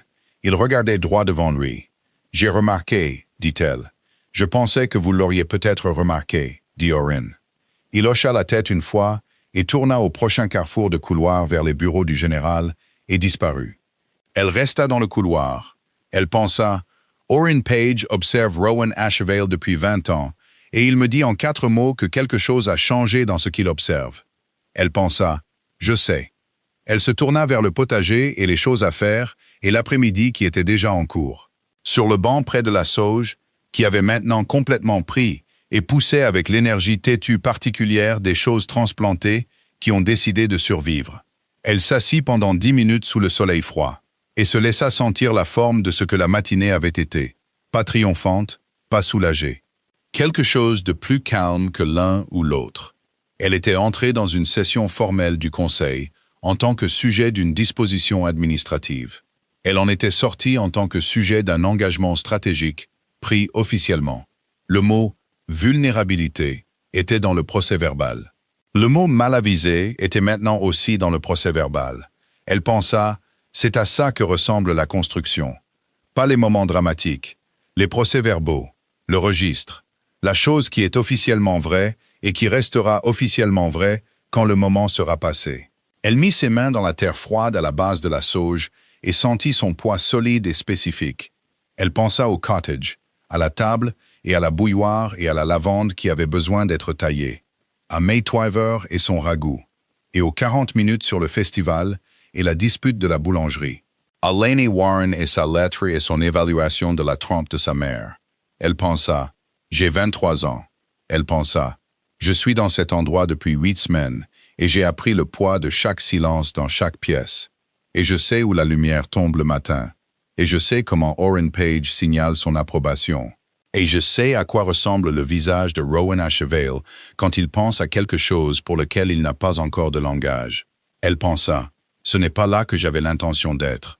C'est considérablement mieux que là où je m'attendais à finir. La sauge poussait à côté d'elle. 3 petites boutures prises d'une plante qui avait été transplantée et avait décidé de survivre. Le potager était froid et silencieux et plein de choses vivantes. Elle resta dans le jardin jusqu'à ce que la lumière de l'après-midi commence à changer. Puis elle rentra et trouva Will et la correspondance restante de la journée, et les notes sur le passage du Nord qui avaient encore 3 questions non résolues qu'elle voulait poser à Rowan avant le soir. Elle était occupée. Elle avait fini par comprendre, le genre de personne qui serait toujours occupée. qui avait enfin trouvé un endroit où les choses dont elle avait besoin d'être occupée valaient l'occupation. Ce n'était pas une petite chose. Elle la portait avec soin, comme on porte quelque chose qu'on ne veut pas renverser. La première grosse neige est tombée la 2e semaine de décembre, arrivant pendant la nuit et silencieusement, comme la neige le fait quand elle a l'intention de rester. Lena se réveilla à la lumière changée, avant d'être complètement réveillée. La luminosité particulière du matin, rendue indirecte et uniforme par un ciel lourd et un sol blanc. Et elle resta immobile un moment dans la suite sud, avec la qualité différente du monde extérieur, et sentit quelque chose qu'elle ne s'attendait pas à ressentir, chez elle. Elle resta très immobile avec ce sentiment. De la même manière que l'on reste immobile avec quelque chose dont on n'est pas encore sûr que c'est réel. Elle le pressa comme elle pressait toujours les choses. Il tint bon. Il était solide comme les faits sont solides. Pas une humeur, un fait. Elle se leva et alla à la fenêtre. Le potager était blanc. Les herbes qu'elle avait déplacées dans la serre froide en novembre étaient en sécurité. La sauge sur le banc était couverte, ce qui était bien. La sauge supportait mieux le gel que la plupart des choses.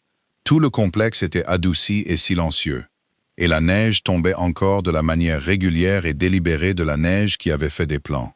Elle s'habilla et alla trouver Will, ce qui la mena au couloir nord. C'est là qu'elle rencontra Rowan, qui venait de la salle de briefing matinale, avec une tasse de café qu'on lui avait apparemment donnée et qu'il avait oublié qu'il portait. « Neige, dit-elle. »« Oui, dit-il. La route du nord sera fermée d'ici midi. » Oren est déjà en train de dérouter le convoi de ravitaillement de l'Est.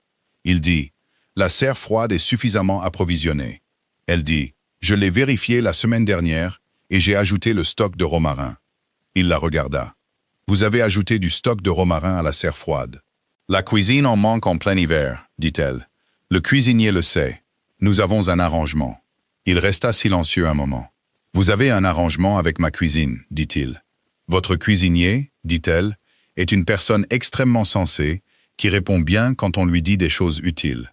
Nous nous entendons bien. » Il la regarda avec l'expression qu'elle avait appris à comprendre, comme étant lui conscient de quelque chose qu'il ne pouvait pas entièrement expliquer. Une sorte de surprise prudente, qui était devenue l'une de ses choses préférées à regarder traverser son visage. « Nous avons une réunion du conseil à midi, dit-il. Lot va de nouveau soulever la question des frais du passage du Nord. Je sais, dit-elle. Félix Wren a envoyé une note hier soir. Il a une contre-proposition. Je ne l'ai pas vue.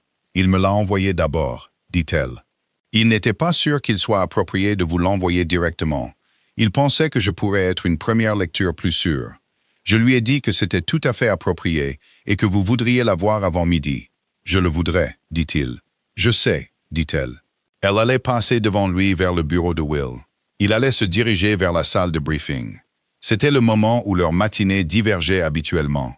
La fraction de seconde de mouvement adjacent avant que la journée ne les emmène dans des directions séparées. Il dit, « Lena. » Elle s'arrêta. Il dit, « Je voulais dire quelque chose hier soir et je ne savais pas quand le dire. » Elle se retourna. Il regarda son café. Il la regarda. Il dit, « La réunion du conseil il y a 3 semaines.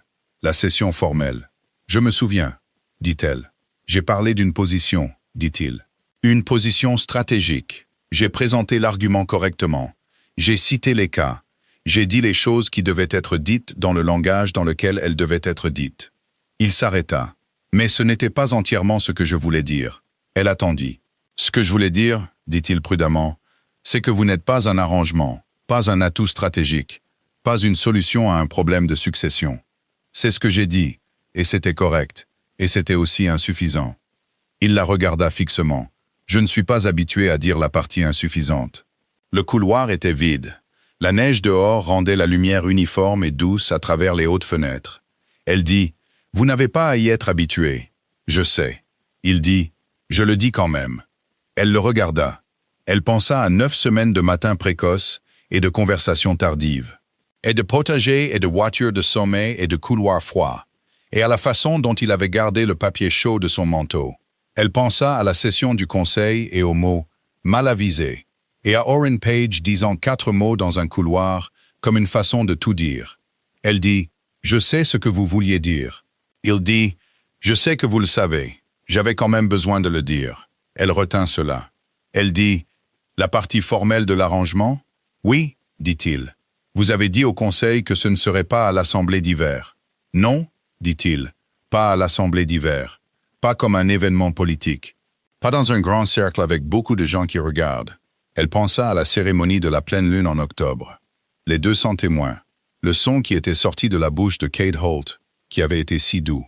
Le support de torche fissuré. La botte au mauvais pied. Le papillon de nuit. Non, dit-elle. Pas ça. Quand vous serez prête, dit-il.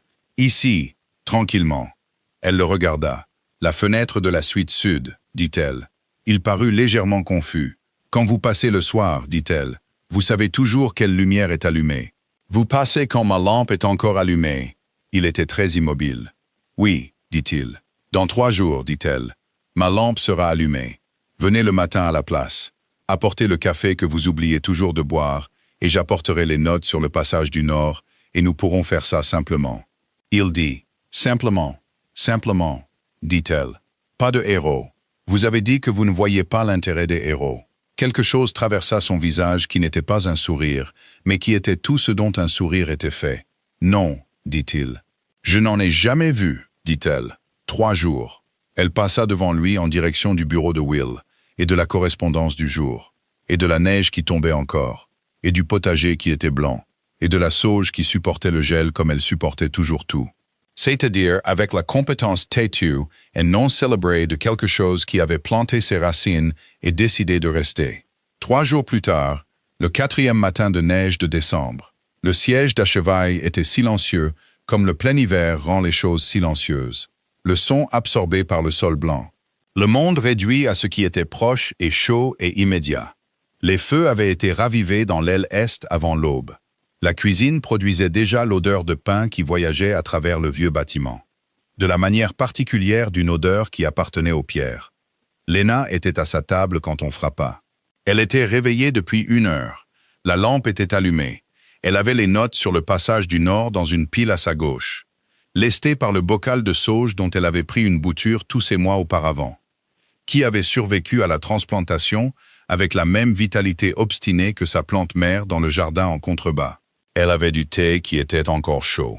Elle avait ses notes et son matin, et la lampe, et la fenêtre avec sa lumière grise d'hiver. Elle ouvrit la porte. Il avait du café. Il avait oublié qu'il le portait de la même manière qu'il oubliait toujours qu'il portait ce que quelqu'un lui avait tendu entre 2 conversations. Parce que son esprit était déjà ailleurs. Il était en vêtements ordinaires, pull sombre, pas d'uniforme. Ce qui était la version de lui qu'elle préférait parce que c'était la version la plus exacte. Il la regarda. Elle recula. Il entra. Il s'assit sur la chaise près de la lampe et elle posa une tasse fraîche devant lui. Parce que celle qu'il portait était froide. Et elle déplaça le bocal de sauge pour faire de la place pour les notes sur le passage du Nord. Et elle s'assit en face de lui et regarda les notes. Puis lui. Elle dit, le 2e point de la contre-proposition de Félix est la partie la plus forte. Drace ne peut pas contester le précédent sans contredire son propre dossier d'il y a 4 ans. Il dit, j'ai vu ça. Elle dit, si Lot essaie d'utiliser la disposition sur la frontière comme une tactique de retardement, il dit, il ne le fera pas. Pas aujourd'hui. Elle le regarda. Il la regarda. La lampe entre eux était la lampe qu'elle avait apportée dans cette pièce la première semaine d'octobre. La même lampe du cottage parce qu'elle l'avait apportée avec elle. Une des choses du sac qu'elle avait fait au petit matin avant l'arrivée de May. La lampe et les herbes et les 2 livres et le bon couteau. Et toutes ces choses étaient ici maintenant. Dans une pièce qu'on lui avait donnée dans la mauvaise aile et déplacée dans la bonne. Dans un bâtiment fait de vieilles pierres qui retenait le froid et l'histoire. Et qui était, elle l'avait appris, considérablement plus chaud dans les pièces où les feux étaient bien entretenus. Il dit, Lena. Elle dit, oui. Il dit, il y a 3 jours, vous avez dit, simplement. Oui, dit-elle. Il dit, c'est simple. Oui. Elle regarda la lampe. Elle regarda les herbes à la fenêtre. Elle regarda les notes sur la table entre eux, pleines de petites écritures soignées sur les choses à faire et les problèmes qui pouvaient être résolus. Et le travail compliqué et continu du territoire et du commerce et des gens. Qui serait le travail pour très longtemps? Elle dit, oui, c'est simple. Il dit, bien. Il prit les notes sur le passage du Nord. Elle prit son thé. Dehors, la neige tombait encore de la manière patiente et délibérée des choses qui avaient décidé de leur direction et n'allait pas se presser d'arriver. Le potager était blanc et immobile. La sauge, sous sa couverture de neige, était tout à fait bien. La fenêtre de la suite sud avait 2 petits bocaux d'herbe sur le rebord, captant la lumière d'hiver, qui était une lumière différente de la lumière d'octobre, ou de la lumière de l'étal du marché, ou de la lumière de la cour de la buanderie qu'on lui avait donnée en premier, et qui était meilleure que toutes les autres. Il n'y eut pas de cérémonie, il n'y eut pas de déclaration, il n'y eut pas de grand cercle et 200 témoins, et le langage formel qui signifiait que quelque chose avait été enregistré dans le procès-verbal. Il y avait la lampe, et les notes, et le thé, et le café qu'il oublierait de boire, et la fenêtre avec la bonne lumière, et le calme d'un matin en plein hiver, qui était un calme spécifique et suffisant. Le calme de 2 personnes qui étaient arrivées quelque part vers quoi elles avaient construit, et qui s'étaient assises pour travailler. Plus tard, beaucoup plus tard, elles penseraient aux mots qu'il avait utilisés à la session du conseil, mal avisés, au lieu de incorrect, et aux 4 mots d'Orrin Page dans le couloir, et à la lettre à l'écriture précise, rapide, légèrement resserrée qui disait « Je viendrai à elle ». Plus tard, elles penseraient à la fenêtre de la cour de la buanderie, et à la façon dont May Twyver s'était assise sur cette chaise et avait parlé de la boulangerie pendant 40 minutes, ce qui avait été un acte d'amour si pratique et si silencieux qu'il méritait son propre enregistrement quelque part. Plus tard, elles penseraient à Kate Holt et à la cérémonie de la pleine lune, et au son qui était sorti de sa bouche, qui avait été doux, et qui avait été, elle le comprenait maintenant, le début le plus silencieux possible de tout ce dans quoi elle se trouvait maintenant. Mais c'était plus tard. Pour l'instant, elle regardait le 2e point de la contre-proposition de Felix Wren, et demandait à Rowan s'il pensait que Drace essaierait de contourner le précédent avec un retard de procédure. Et Rowan disait qu'il pensait que Drace essaierait exactement cela. Et elle pensait déjà à comment fermer le contournement. Et l'odeur de pain de la cuisine se déplaçait à travers les vieilles pierres du bâtiment. Et la neige tombait encore.